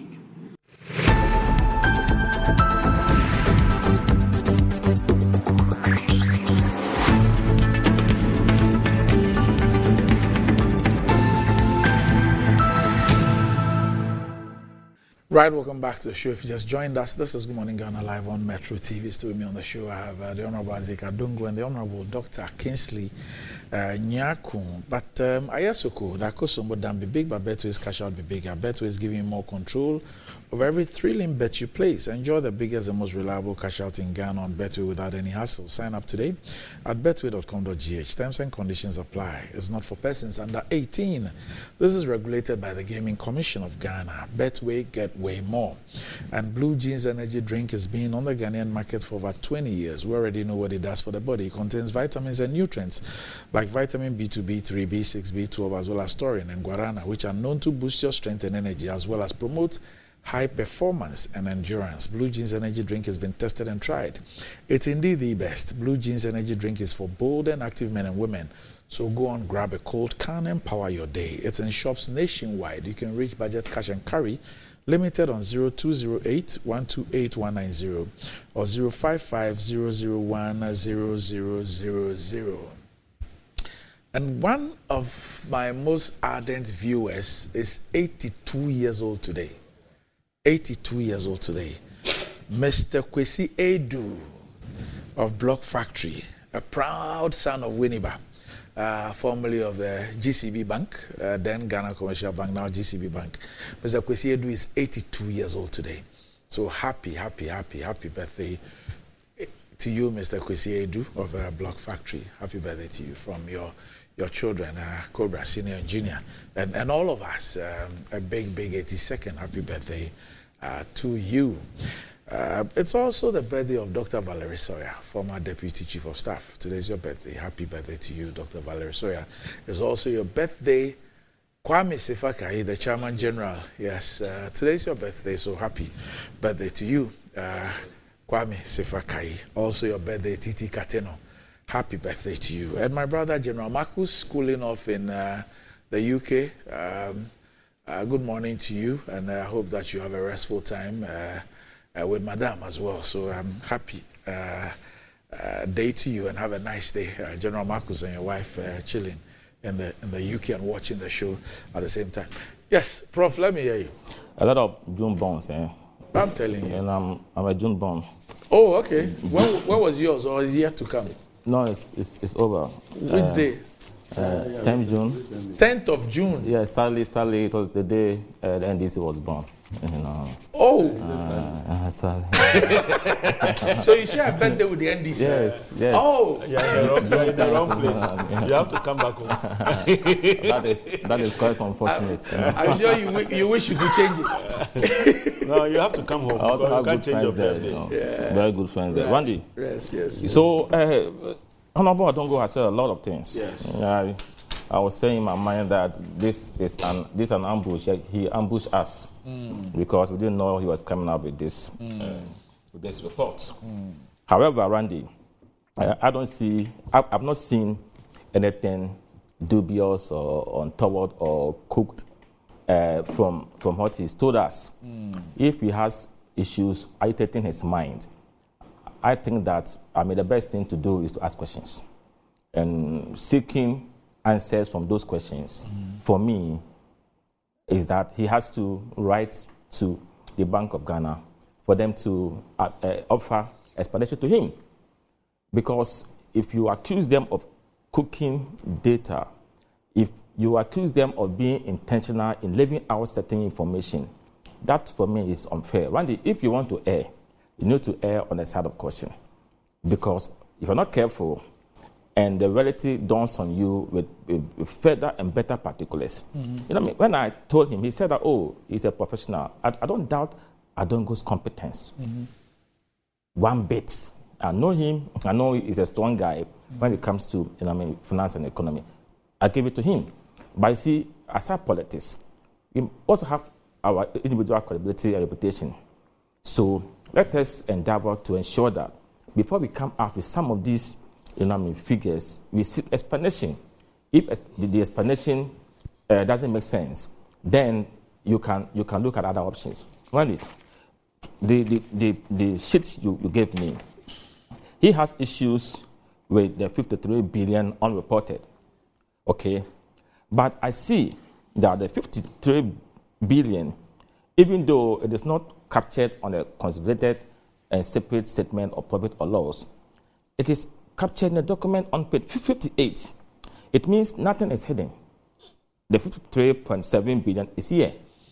So the point it makes is that the difference. The point it makes is that you can't have it there and it not reflect. That is why I'm saying that you need to. You asked a very important question about the reporting format. Yes. If he is privy to reporting format and had not been done, then you have an issue. Is IFRS, right?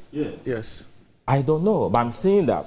So if he writes to them, probably they'll offer an explanation that might make sense. Do you care? Do you care? I tell you something. No, don't tell me now. No, I need you to understand it's something. spoken a lot, so please.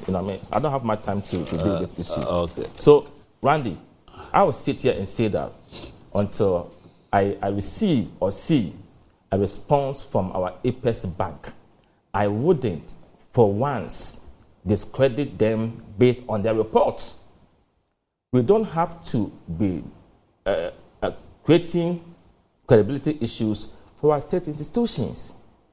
There could also be genuine mistake, genuine omission. This can happen to anybody who finds themselves in place of interest.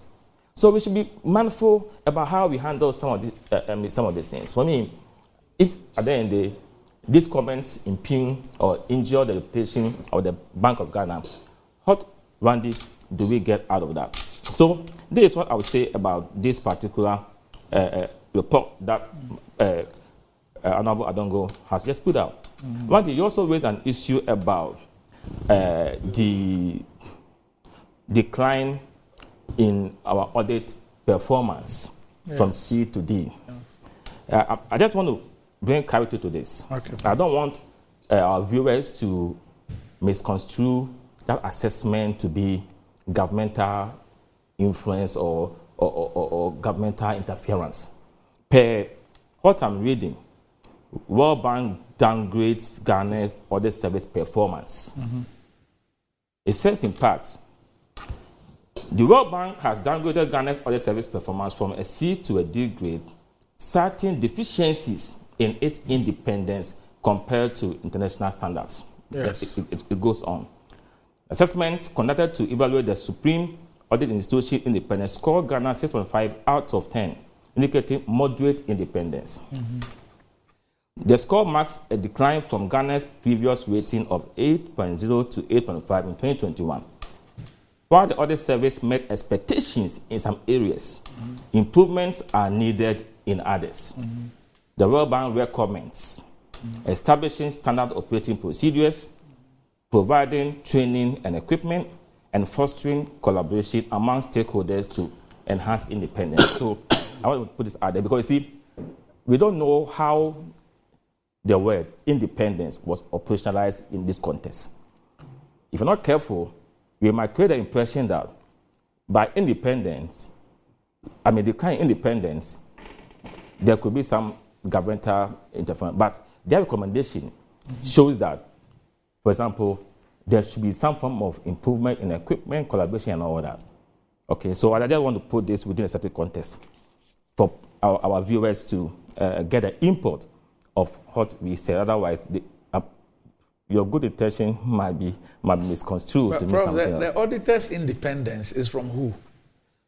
No, but the independence of an auditor is from who? Independence from who? Randy, and what? You see, Randy, researchers like you and myself. Yes.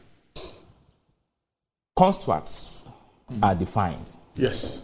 So you get the meaning of the construct based on how it is defined within the context. So if the World Bank has not defined the decline in performance in their independence to mean ABC, you cannot look at the literal meaning of independence and conclude and say that governmental interference. That's what I'm saying. Unless no, Prof, I'm not looking at a literal explanation. I'm just saying that if you have, for example, if there are auditors of Metro TV, and there's an issue about the independence of the auditor of Metro TV, it's independence from who and what? The only the only thing that affects the independence of the auditor of Metro TV is influence from Metro TV. It's from the auditee. You cannot say the only. There could be other extenuating factors that can undermine the independence. Okay. You see, that is a fact. Okay. But you see, if you look at the recommendations didn't talk about government interference. It talks about other factors. So let's grant that. But the key thing is that audit institutions, the audit institution in Ghana, has been downgraded by the World Bank from a C to a D. Based on certain identified indicators. Yeah, but I'm saying that this is something that must make us extremely worried. Yeah, I agree. Because that's just the point I'm making. Because, when he read the thing, I asked one, did the auditors qualify? In fact, if that, they recognize that thing and all those things. So I just then decided to relate it to this that I saw yesterday. A senior friend of mine brought it to my attention yesterday. That, look, we have a big problem in this country. How do you fight corruption when even the audit institutions that are expected to engender some confidence, those who are expected to provide, shed some light, determine whether the international standards have been met, whether the right reporting has been done, whether whatever should be done has been done. When they are being downgraded, and now your audit is at the level of D, not A, not B, you are C, now you have been dropped to D. So you see, I just want our viewers to understand that within a certain context, because the discussion can be misconstrued. What I've read, they are saying that there should be improvement in certain areas, collaboration, training, and equipment. I'm sure that when these things are done, for example, training, you put their capacity, you enhance efficiency, then they should be able to do their work right. Okay, without necessarily suggesting that the downgrade or the decline was or is as a result of some powers that sit somewhere. Randy, so again, Lipsy, as I used to call him. Why do you call him that? Lipsy, one of the economic I mean, it was a favorite economist that I used to read. I'm not an economist. You are not, right? No. Oh, okay. Oh, I didn't know He's a that. chartered accountant. Chartered accountant. Yeah, I'm not an economist. Okay, so I won't call you Lipsy again. Randy, You draw. in this day and age, and he's saying that Dr. Bawumia is running away from the economy. That is not true. Randy, my senior knows in this day and age, no government can run an effective economy without recourse to the digital economy. Why do we say digital economy? It's an aspect of the economy that we need to invest heavily in to be able to move our economy to a certain level. The 21st century is not about demand and supply.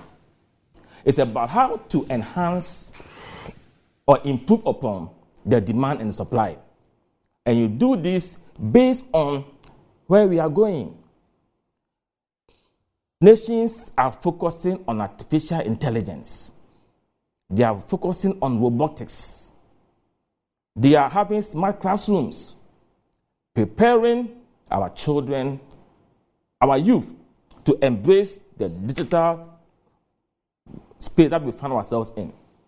So if former President Mahama is not thinking about how to cash in on the benefits of digitalization, then he should better go and sleep. That is why you guys are even struggling to even explain a concept you yourself have proposed about 24-hour economy. From what I've listened so far, I think you're the only person who came closer to it. From selling watching in the night to providing electricity to farmers, on their farms and all that, to rearing lions and tigers and chimpanzees for exportation. You cannot even explain a simple concept. One concept from your outfit is being given several varied and diverse explanations. It means that we are not even fit to govern. The Fabra himself couldn't explain it. When I heard you explaining it, you made some sense that, it will help us to fully utilize equipment in our factories and all that. That is closer to what maybe he means. But I was expecting you that by now, you guys shall give us a policy document that spells out what you intend to do, than to allow your innocent communicators to go and misrepresent that concept. Then later on, you fire that person from a communication outfit in the Ashanti region. Embarrassing and disgracing somebody who holds a PhD. That's unfair. But you see, Randy, on Tuesday, I represented my minister at an event at UPSC. And that UPSC's annual leadership lecture series, it was delivered by the Right Honorable the Lord Boateng. Randy, fantastic delivery. And I told the VC that you should make sure that the speech should be made available to all the students, those in now and those they will enroll later, because a lot of insights in that particular lecture. Randy, he said some things that I want to, with your permission, put out there. He said that the COVID-19 exposed the world of the fragility of our supply lines. And he said again that no country in this world escaped the difficulties and challenges of COVID-19. No country. My senior Adongo knows, Randy yourself, you know that COVID-19 has serious negative implications on every economy, and Ghana is included. I will not sit here and say that we don't have internal issues, but huge parts of what we are going to as a result of that. Before that, the economy was not doing badly. Randy, even Russia, I was there last week, Randy, Russia, because of the war with Ukraine, they are going through a lot of difficulties. The sanctions regime imposed on them is affecting the economy, and it will have, some form of cascading effect on other countries, that depend on that economy. That's a fact. So we are going through difficulties as a result of some of these issues. But the government, knowing that, has accepted that we are going through challenges. Nonetheless, we are doing our best to make sure that the Ghanaian doesn't suffer much the brunt we are going through. Randy, and I've been saying that the policies we have rolled out, he is saying that the policies have led us to where we are. Randy, I beg to disagree. At least some of the policies, for example, 1D1F, might not have significantly improved upon our economic fortunes. But in some regard, it has offered some relief in the economy. Because there are some people who have gotten jobs working in there. You come to Kasapekon at Kwadaso. There are a lot of guys from my constituency and other constituencies who are working there.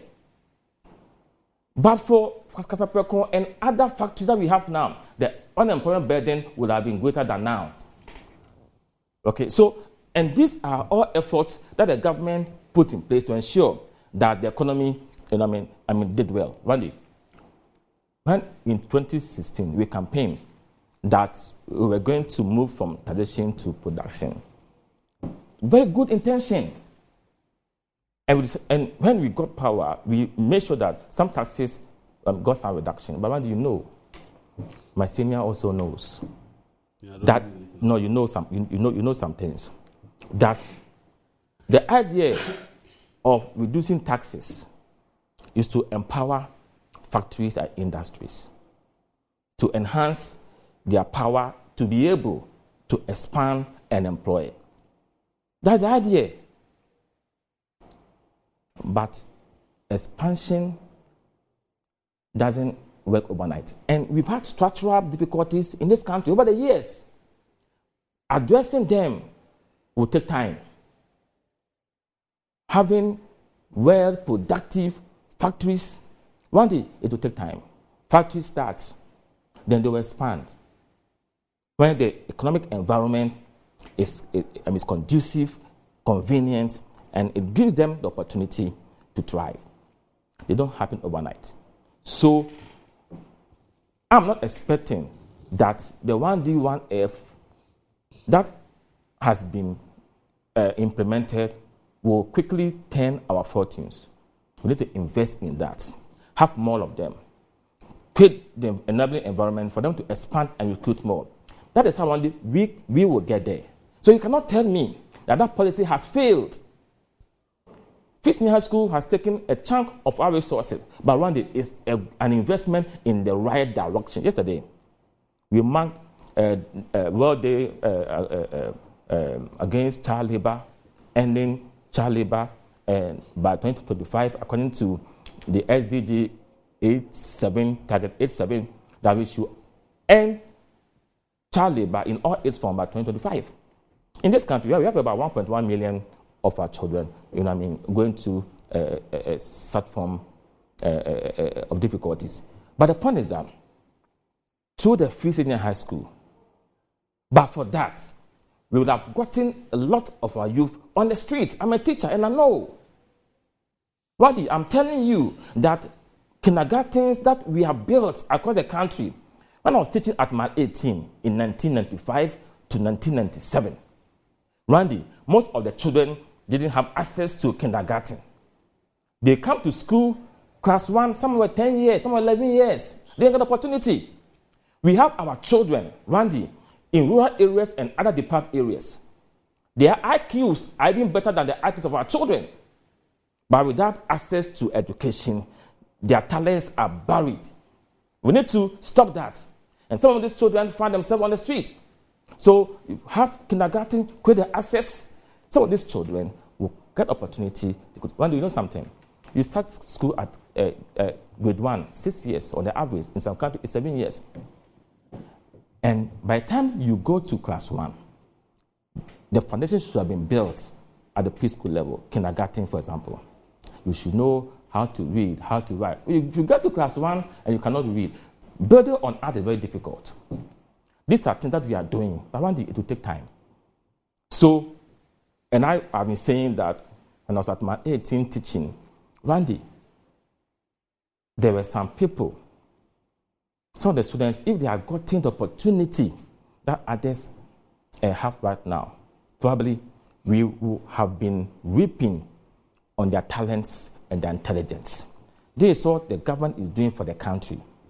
And I believe that any government that continues, even though I believe that Otabamia is going to win again, should be able to continue with that policy. One day, it doesn't help when only few people in our country are having the best of life and their children. Those deprived must be given the opportunity. And the platform, Randy, is education. That's the platform. So any government that decides to fund education, Sierra Leone, they spend 22% of their budget on education. 20% of their GDP on education or so. Ghana, we are not doing, I think we are doing about 15-16% or so.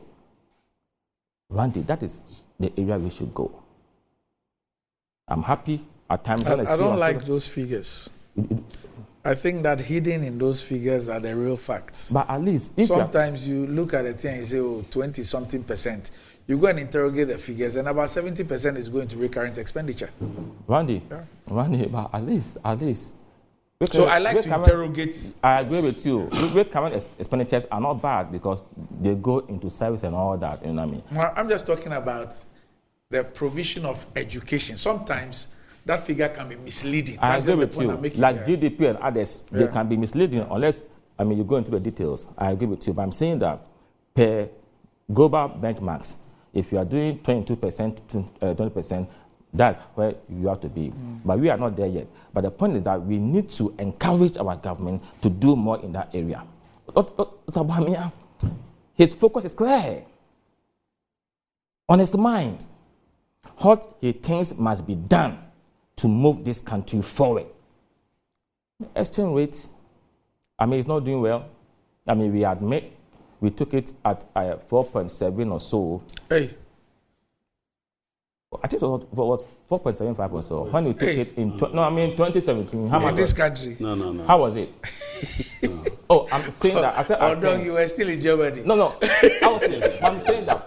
Randy, I said I think I might be. Don't think. Give me a counter. No, don't think. Give me a counter. Don't think it's not correct. So which is correct? You don't worry, just go. No. You make your point.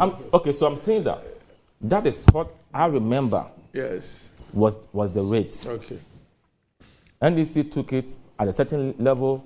It increased. We came as increase. But you see, I'm not happy it is at where it is. But the point is that if we had done nothing to ensure its stability, then I will be a more worried person.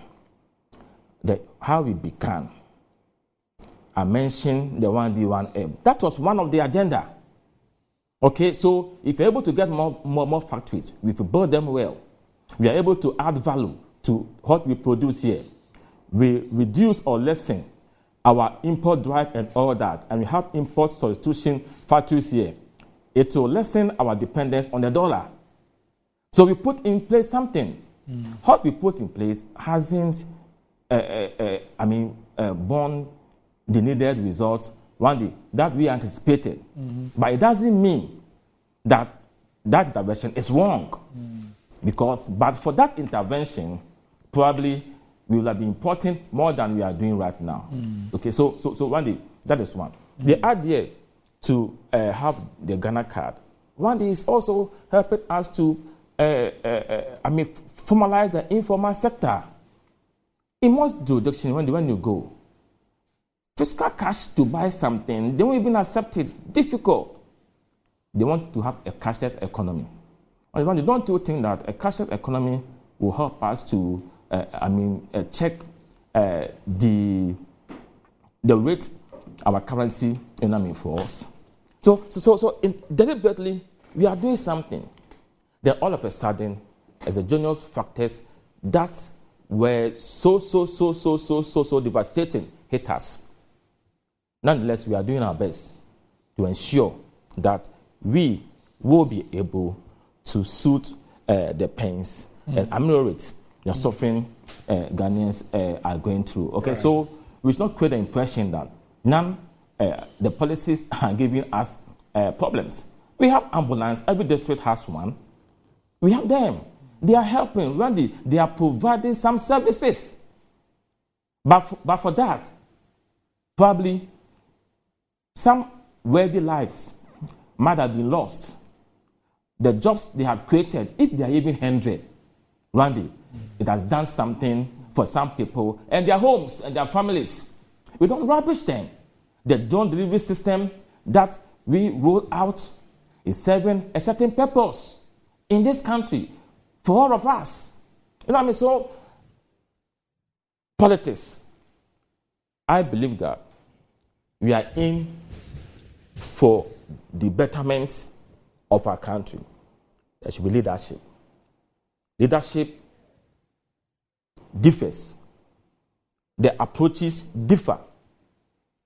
We are doing ABC with good intention. But it doesn't mean that there will not be hitches. When they were in power, I don't think that they had bad intentions. At the end of the day, it is what you delivered that society will look on and judge you. Come to Kwadaso. Some roads have been built. There are others with issues, Randy. And those constituents, every day they are asking me, when are these roads going to be fixed? When I wake up, my waking thoughts is about roads in some areas. Now we have fiscal issues, but I'll be happy that those roads, we get money to fill those roads to benefit the constituents. So government at times is forced to spend beyond a certain limit because the citizens need some intervention. What do you know our homes? At times you don't have money. Your kids come to you. They need it, they are hungry. As a father, how would you feel? You sit there, what about you want to do to save your children? What do you would do? You wouldn't want to sit down for your kids to be hungry.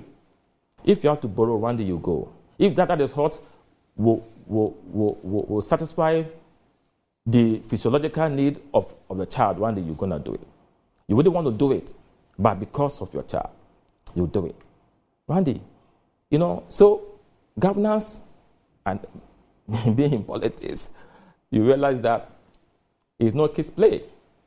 Hard choices must be made. So no matter where we are, so there was speaking with Kojo Ponkroma and one of my very respected colleagues, Sule, that this country, some things must change. Some things must be done right. We should be able, bipartisanly, ensure that we build this country, we position this country at a certain level, a certain high pedestal. We've come a long way, but there are still issues. Those issues might be solved by us. It might be solved by Ghanaians. Let me conclude by looking at one or two things. It's not part of what we are discussing. The SNET issue, because there was demonstration on Tuesday. And you know what is funny? I came from Kumasi with Bernard Mona. So on the flight, we go to the airport. He said I should drop him at Asalam Dam. And I was going to attend a program at UPSA. So my daughter took me there and went to drop Bernard Mona. The next time I saw, he was demonstrating. You see? Unfair. But I mean, just a comic relief, On the side. On the side, I mean, so demonstrating. Randy. You aided him to go and demonstrate. So I didn't know. I saw, I was there, I said, wow. So he dropped you as line down to go and demonstrate. But it is part of our constitutional right. I don't contest that. But you see, Randy, I want to ask some questions, and I hope my very good friend and brother, Honorable Abakwa, maybe he's watching, or Adongo will tell him. Randy, the purchase of the 60% shares, or those hotels, was it influenced by Blair Champon or Rock City? Did Rock City go to SNAIT and told them that they wanted to purchase those hotels? Did Rock City influence the project in any way? Or it was a legitimate advertisement that he or the company put in a bid? I don't want the impression to be created as if what was done was engineered in darkness or something fishy happened. If we have issues with the process, that is the right step that has been taken by Honorable Okoto Abakwa going to track. I don't have any problem with that, to investigate the whole transaction. But when you create the impression that something fishy had been done, there has been graft, cronyism, and all that, that is completely unfair. We don't do this to ourselves, especially when the persons involved are Ghanaians, they are citizens. Foreign companies, that's your friend there. Foreign companies repatriate their earnings. And it's part of the reason why we are having these exchange rate difficulties. We need to encourage our own persons, indigenous persons, to build our country. Their resources, their knowledge, their intellect will help us to build our country. So you ride to track, then you go on the street to demonstrate to achieve what? So does it mean that you don't have confidence in track, or you are demonstrating to put pressure on track? What is this? SNAIT has a board, and I want the whole world to tell me that Rock City, twisted the arms of SNAIT board to do what they did. If that was not done, then we should be very careful, Randy. Right, you're my good friend. I should take delight in your success. What I learned when I was in Germany, Randy White, do you know, they love to see that their people are progressing. That is why they always come together to establish companies and all that. But in our country, you know what I mean? It is not there. That spirit of patriotism, that spirit of progress that we need to ensure that we progress, what is not there. When you are rising, some people want to bring you down. I'm not saying that is what is happening. What I'm saying is that we need to encourage our own people to have, you know what I mean, to possess some of the commanding heights of this country, because their monies will be here. We will benefit from their resources. We will benefit from their investment. So, Honorable Okoto Abakwa, with all due respect, you are my senior in Parliament, but you are my younger brother. And I like your passion, what you are doing. I respect you for that. However, please, let us be careful when we are dealing with some of these issues. You go to the appropriate quarters and deal with them. We should take the personalities out of that. Randy, K2 West, you come to Kumasi a lot. That was where I grew up. When I was a kid in the 70s, my father was sending me there to buy some things for him at K2 West House. Randy, you go to K2 West House, it is as it is. It has passed to, during the diversity implementation period, it has gone to some hands. But still, K2 West House, Randy, don't you think that we need to change? Because if you have a more befitting edifice at K2 West House, it will augment the number of hotels we have there. Now, nobody Champion has acquired that one. This is in the public domain. But if there are people who have the resources to ensure that these things are done to benefit the country legally, and when the right procedures have been followed, we should take delight in that and ensure that they do it and do it well to benefit us all. I'll be happy if my brother is controlling some form of economy in this country. I'll be happy, the same as you, because we're Ghanaian.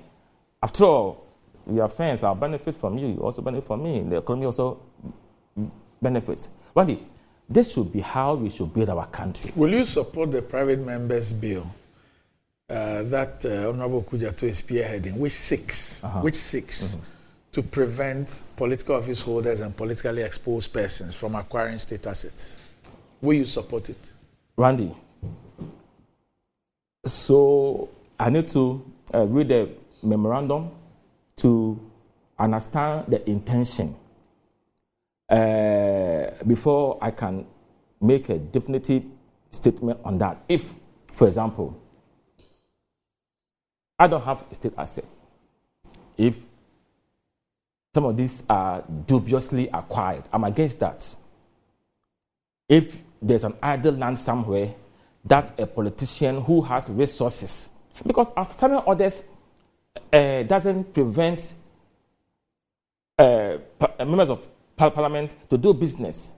No, he says state. No, assets, yes. because I'm saying that a state asset that is idle can be acquired by somebody who has the financial wherewithal to get it at a very reasonable price and use it to benefit our country.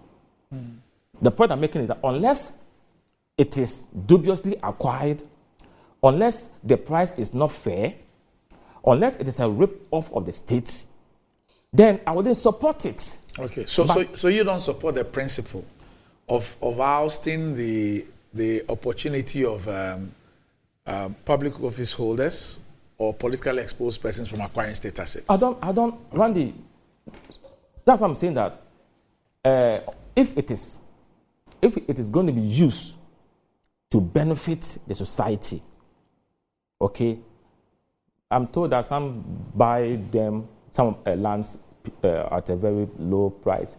I'm against that.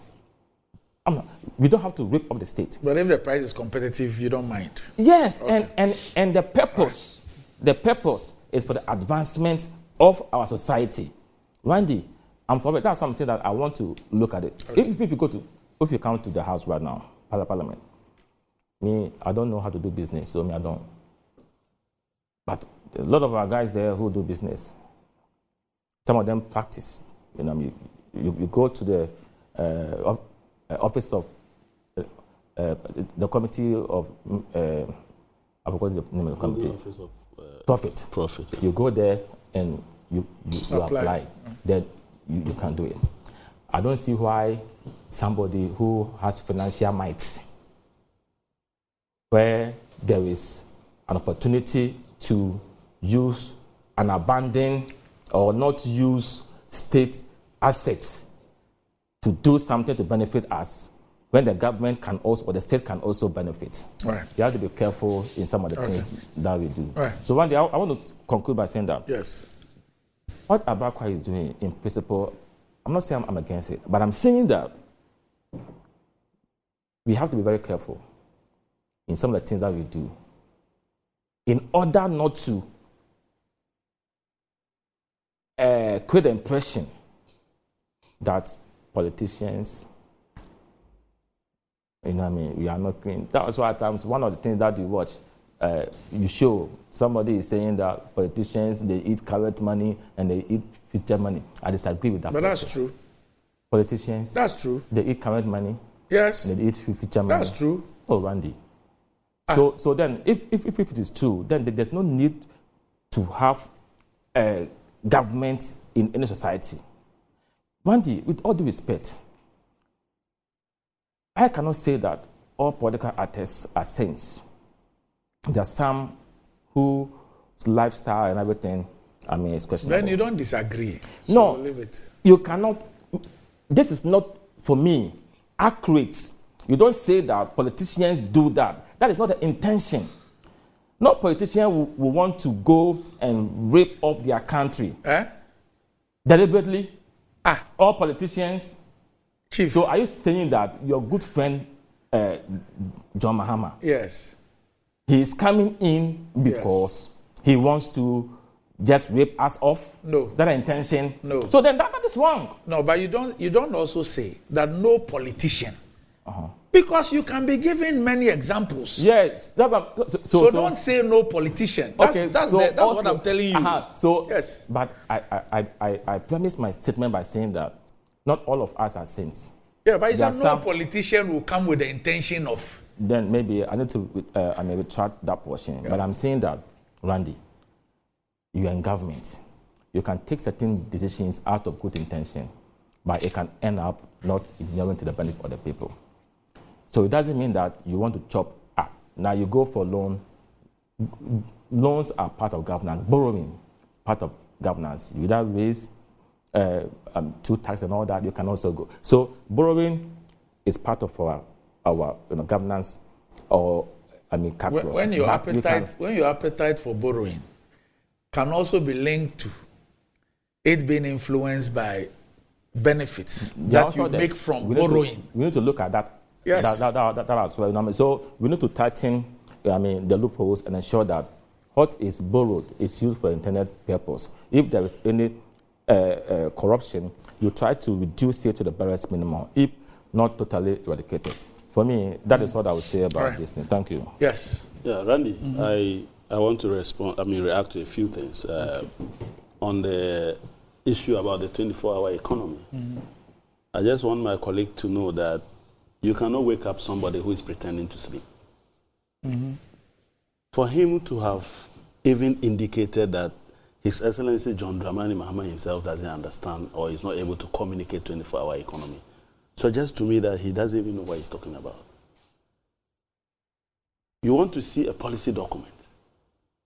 Where is, even after 7 years, where is your policy document on moving from taxation to production? Talking about 24 hours. No, I'm coming. The lions. I'm coming. Even now, you talk about digitalization data. Where is your blueprint? Has MPP ever produced, or Baumia ever produced, a blueprint on digitalization? They want to sell what? So the blueprint of Baumia is that the policy is in somebody's head. So when he hears that, what is the name? School feeding program has gone to buy manage your own business software. Then he go and stand there and say that we are digitalizing the school feeding program. When you feed them with kenke, we will know. If you feed them with bread, you will know. And when you go to find out, it's just an ERP, an enterprise resource planner. Something that has been on for decades. Go to Guinness. They've been operating ERP for years. They don't call it digitalization. I have operated ERPs throughout my life as an accountant. We don't call them digitalization. Go to MTN. What are they using there? It's ERP. So many businesses are using ERP. When you alone go and introduce it into some small sector of government, you will give it a Mudio name. ERP. You go and call it digitalization. Up to date, can you produce, I challenge Dr. Baumia, to produce a blueprint on digitalization in Ghana? I ask you to bring... It's a very simple question. So, we have a lot of information in the system about 24-hour economy. Okay. If you have refused to read them, that's your problem.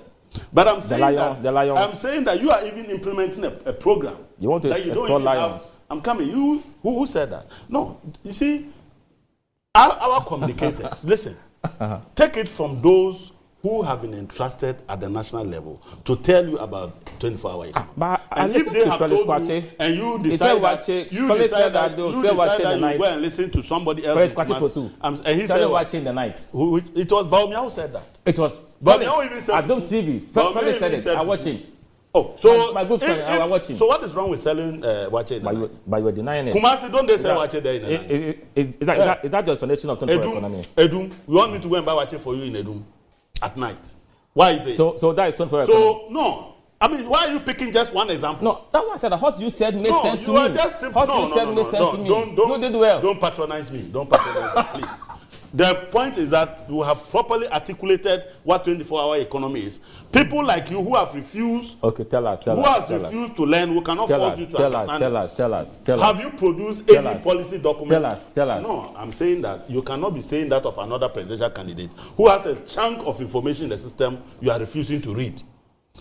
As against your flag bearer, who has nothing to show as a policy document. Really? Have you ever seen a policy document on digitalization in Ghana? What I know. No, have you ever seen one? Wait. I'm asking. Wait. I'm challenging you. Go and produce your blueprint on digitalization. When I was at NAB. I'm just saying, I wasn't interrupting when you were talking. Okay. I was quiet and listening to you even though I disagreed. Okay, go I am ahead. saying that. Sorry about that. I am saying that you don't even have any blueprint, but you keep going around about digitalization. All is in somebody's head. That's what you were doing when you came and said Ghana beyond 8. There was no document. It was all in somebody's head. You came and said one village, one dam, up to date. Where is the policy document? Where is the policy document? Even free HSN, do you have a policy document? You've been in government implementing a policy for 7 years. You don't have a policy document. And you are asking somebody who is here to come into government, who has put together his thoughts and communicating those thoughts to suddenly produce a policy document. Are you know exercising double standards? Even you running the government, you don't have policy documents. As we speak. One village, one dam. Where is the policy document? One district, one factory. Where is the policy document? Where is the policy document? Should I tell you now? Digitalization, no. I want to see it. Google it for me. Where is your policy document or blueprint on digitalization? Show it to me. By sooner, you know. I'm saying that you show know. it to me. You know. Look, if you are no policy implemented. Will you listen to me? I was listening to you in silence. Senior, that's how we have engage in a conversation. You listen and you take note. Go ahead. Take note like you were writing before.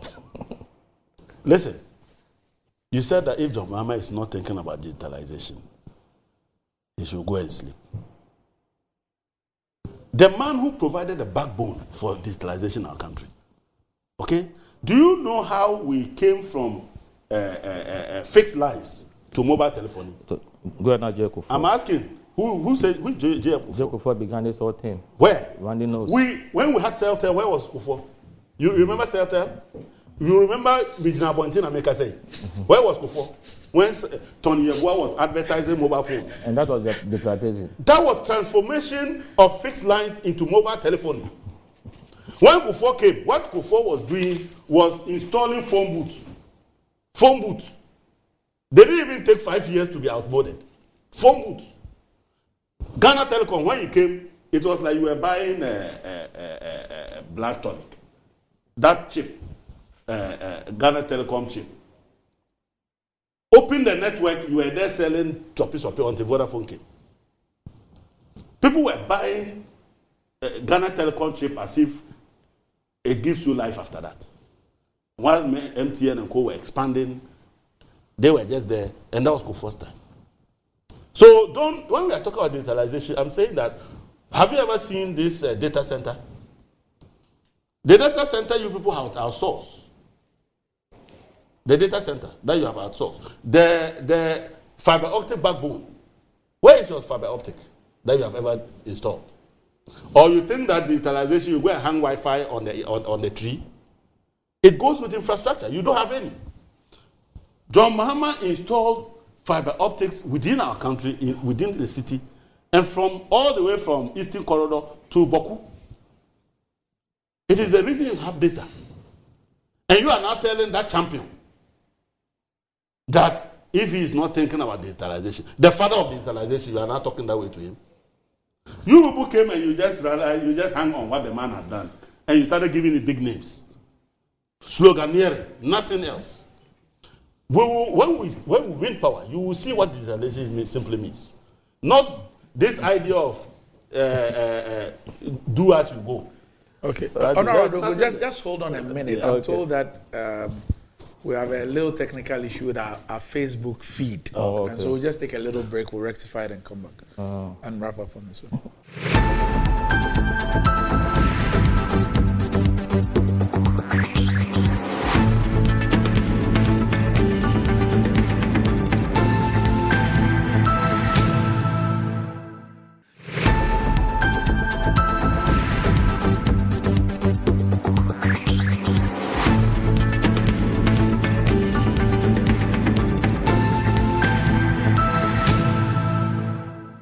Right, welcome back to the show, and apologies for a little break. We had to rectify the sound on Facebook.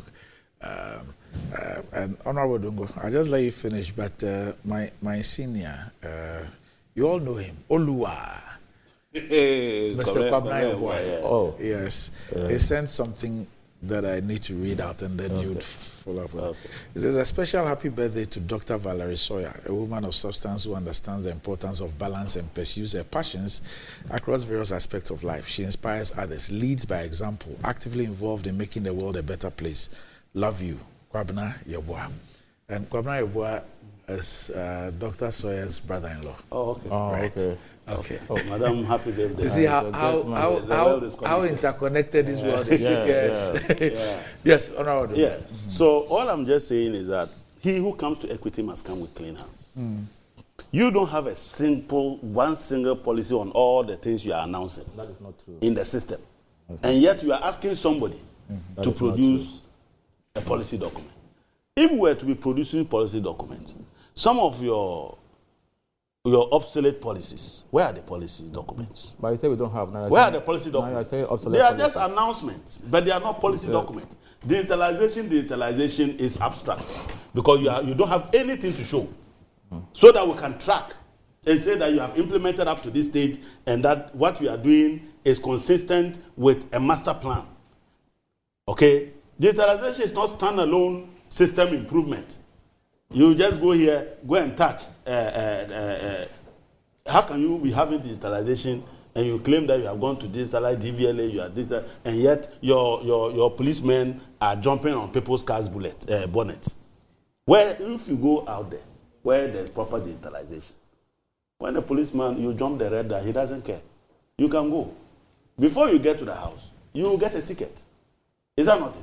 That digitalization, the systems are talking to each other. But here, they will just go and put up something to sell banana, and they say digitalization. You just go and give somebody a card. You go to the bank with your Ghana card. If you go to the bank with your Ghana card, you will be having the Ghana card, you yourself. The Ghana card is to identify you, the individual. And yet, when you appear there yourself, they will tell you, where is your Ghana card?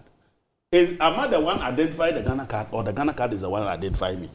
It is my data that is on the Ghana card. So, if I now appear myself, shouldn't a digitalized system simply say that I should put my thumb print, or take a picture of my eyes, and then automatically you know that I'm the one? That is a process. That is a digitalization. You don't go and hold process. a card. Now everybody is roaming around with a card. The same person whose biodata is on the card has to be carrying the card, and you call it digitalization. Please, Randy, I am saying that when it comes to digitalization and innovation, MPP and Baumia, you are nowhere near John Dramani Mahama. Oh. Okay? Okay. Can you show me one digital infrastructure that you have established? One. Can you show me one? Now, you don't have any. We can talk about the digital center. We can talk about the data center. We can talk about laying fiber optics all over the place. We can talk about reforming the telecom sector. Okay?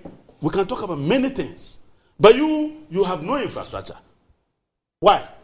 You digitalize by hanging things on trees. You access data. And you have nothing to show. So please, stop this digitalization and thinking that because you have run away from the core mandate of... Look, how come you alone, you are digitalizing, the economy is going down? You say that it was COVID-19. Why? Is COVID-19 jumped all the countries and came to Ghana? Was Cote d'Ivoire not affected by COVID-19? Why are they not at IMF? Is Ivory Coast? What is the name? Togo. Didn't they apply to go to IMF? And they are doing debt restructuring? But I said they didn't go, but they went there. But are they doing debt restructuring? Are they doing debt restructuring? They've gone there. Is Togo doing debt restructuring? Is Benin doing DDP? Is Senegal doing DDP? You are the only one who was affected. You spoke about Russia. Do you know that Ukraine's economy is far better than your economy? Ukraine. That economy is far better than your economy, and yet they are receiving the bombs. Whose economy? Our economy. Ukraine. Say our economy. Whose economy? It's your economy. Are you not Ghanaian? You are not involved in our economy. You are the ranking of the finance committee in parliament. You are the ranking. You don't listen to us, do you? You don't listen to us. Who doesn't listen your to government you? doesn't listen to us. That's why we are here. Randy. I'm saying, look, listen. But you spoke more than me. So all that I was listening to, you were not talking. But you spoke more than me. You asked Randy himself. Relax. Okay, Prof. No, Prof. Relax. It looks like Prof is not comfortable when you are hitting certain things. So Go ahead.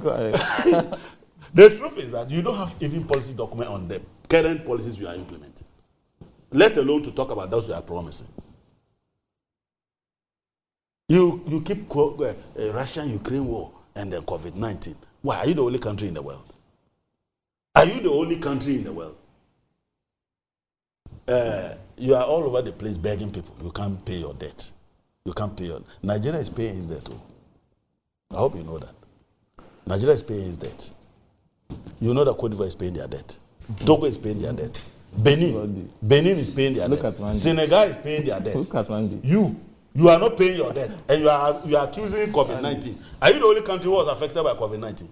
He is mentioning 2020 depreciation of the currency. 2020, what was the level of activity? When your economy grows by 0.4%, less than 1%, it should tell you there is no activity. And because there is no activity, there is no demand for the forex. So definitely your currency will be stable. You grow by 0.4% and you want your currency to depreciate. You have forgotten that you were also one of the worst performing economies. That one, you don't remember that. You remember that your currency performed. But you don't remember that your economy was the worst one around here. So the biggest problem we have is that we have a group of people who came and promised a lot, gave us a lot of hope, and delivered hell.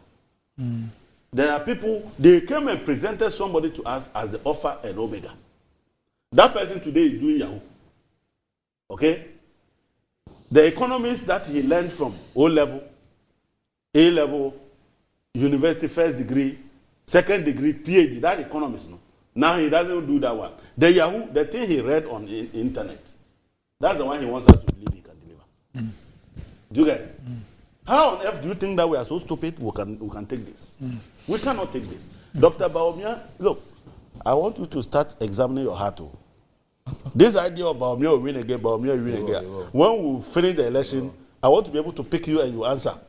I don't want you to collapse. I don't want you to collapse. Because this, your hope that Bawumia will win, I beg you. He will win. It won't fail, trust me. Make room for the obvious. The obvious is that he will lose. He will win. Why are you going to rob us? He will win. You compare records. What the since is done. Which records are you going to compare? Since it's done. Give us the benediction. I'm not. Benediction. Thank you. So Randy, policy. Let him give us a benediction. Randy. He will give a lecture. He's been. No, he's a lecturer. No. He's been in government before. No program. You mean his party is being government before? Okay, so he was not. Okay, Randy. No intervention or program or policy implemented. Because policies are conceived by the ministry. And when they are conceived, they go to cabinet. So the interventions that we've rolled out, they are accompanied by policies. So, and I'm sure he knows that. I don't know why. If you are he's asking where those policies are. And I'm saying that. Document. Prof, I'm sure that you know that policy documents are not supposed to be hidden. Yes. But they are supposed to be there for all of us to read. And I'm saying that you and himself, you know that policies are conceived at the ministry, and they are implemented. But you have to go to cabinet with those policies. Otherwise, it was the light of day. So the policies we've rolled out have been sent to cabinet for approval before they were done. So they are there. Where are they? So where are they? I'm saying that the policies are there. Where? When he wanted information from Bank of Ghana, didn't he write? Oh, accounts is a statutory requirement. Didn't he write to the Bank of Ghana? Accounts is a You can write to the ministry and you get it. Oh. They are there. Randy, so they are there.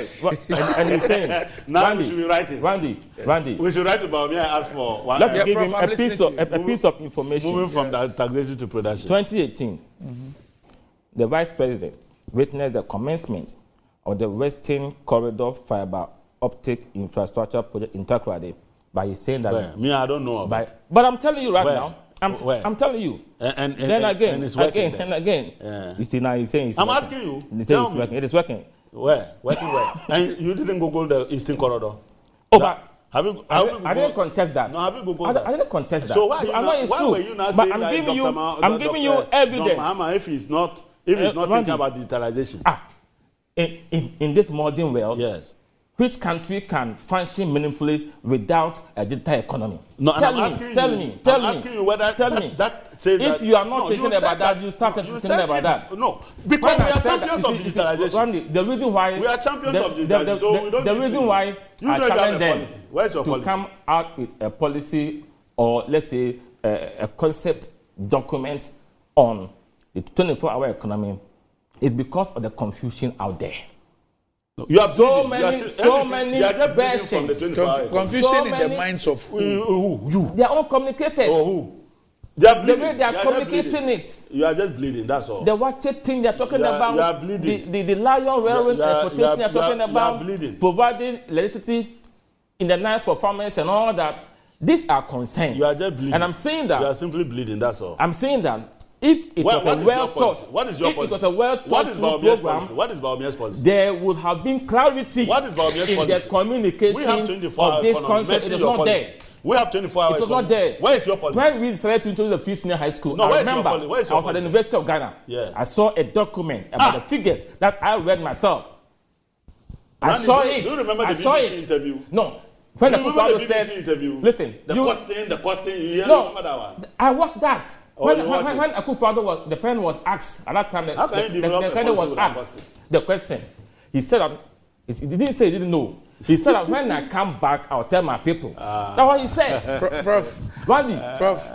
Prof, can you Google FAQs about 24-hour economy on your phone? Randy, when I first heard... He doesn't want to. When I first heard about... I did my research on that. Okay? I did my research on that. And you see, I have an idea about it. No, that's not. I'm not referring to Sydney and London. I'm just saying Ghana. FAQ on Ghana's 24-hour economy. Randy. Do you know what I'm asking you to do? No, I don't know. You can't wait because Randy, my point is that... my point Prof, is just simple. listen to me 1 minute. My point is simple. Prof, just listen Go to ahead, me. Senior. Go ahead. I'm just asking you to do that because the NDC officially produced this document. I got a copy from Sami Jemfi. When was that? Oh, long ago. Late last year. So just hold on. Yeah. Late last year, I got that. That for me, sitting here, is an official document from the NDC. One day, you see, you and I, apart from the fact that we are friends, I trust your intellectual acumen, and I wouldn't doubt you when you put something there. If I doubt you, I will let you know. My bone of contention or my worry is that if the FAQs, whatever, I want to see coherence in how they articulate. That's a different matter. That is my point. That's my point. You want information. That's what's on the screen. You don't go to the right. I'm saying that. Go to the right source for the information. Your communicators should know. Forget about communicators and read the document. What people should know that read the document. It's not about selling one chain in the night. Read the document. I want to know. And forget about Randy, you want coherence and consistency. That is what. So I'll go and read it. But I'm saying that. I'm saying that there should be coherence in how you articulate your own created FAQs. If you have FAQs and your communicators are confused about its explanation, then it means that there's a problem somewhere. There is a big problem. True. Yes, that is what I'm saying. Because I listened to what you said. I could talk back on TV3 I'm watching. I watch Ferris Kwatifosu on Adom TV. Okay, I listened to Esedon Ketia and recently our friend in Kumasi about this lion thing. Who is that? I don't even know where he's talking about. What's the name? Doctor. Oh, so you've not heard it? He's your colleague at the university? No. I don't know, but I'm told he's a doctor, part of the NDC communication team in the Ashanti region. Okay. Now, so Randy. You approved this doctorate? I don't know. You were the boss at accreditation board. I don't know where you got it from. But Randy, I think my concern is genuine and fair. Right. It's genuine and fair. We want to see coherence, consistency. Right. Bring us something that says that with the 24-hour economy, yes, this is what it means. This is how it's going to be done. Then we look at it. Domain. That document is all over the place. But what you said is not in what you said is not what. What did I say? What did I say? Oh, you even said that. It's like factories can run 24/7 because... And it's not this one. And it's not in this one. I'm saying that what you said, for me, makes some form of sense. And I even said that you are talking about not leaving the machines idle. And my point was that when we introduced the double track, which operate on the same principle you were espousing, you kick against it. Because with the double track, the idea was to maximize the usage of idle resources, facilities, so that, we can increase access and even create more jobs for teachers. But you kick against it. But now you are saying we need to fully utilize our resources, which I agree with you. But the same principle was what was behind the Free Senior High School. You know what I mean? So, Randy, I Free think Senior that High School was actually the absence of infrastructure. when you created UHAS, at that time, did they have enough infrastructure? UHAS, UNER, and all that. Gentlemen, we need to go. Look at what we learning handcuffs. We're learning handcuffs. So, I'm asking you. Gentlemen, thanks for joining me. Thanks for joining me. we need to go. Yes. Remember those times on Fridays I was listening to you. Yes. You were enjoying it. I follow you. Those times you were hitting hard. Randy and Afro me on Tuesdays. Why is Afro? It was you. No, I was Friday. No, I said Alfred on Tuesday. Your friend at is it Energy Commission? Egbert Faber. Yeah. So Randy, you on Friday. Alfred me and Baby and Saba, I think on Tuesdays. You know what I mean? Kokuba Konomali on Wednesdays and all that. I was following you guys. You know what I mean? Yeah. And the punches. Yeah. The punches. You know. The grey hair slowed me down a bit. Anyway. So,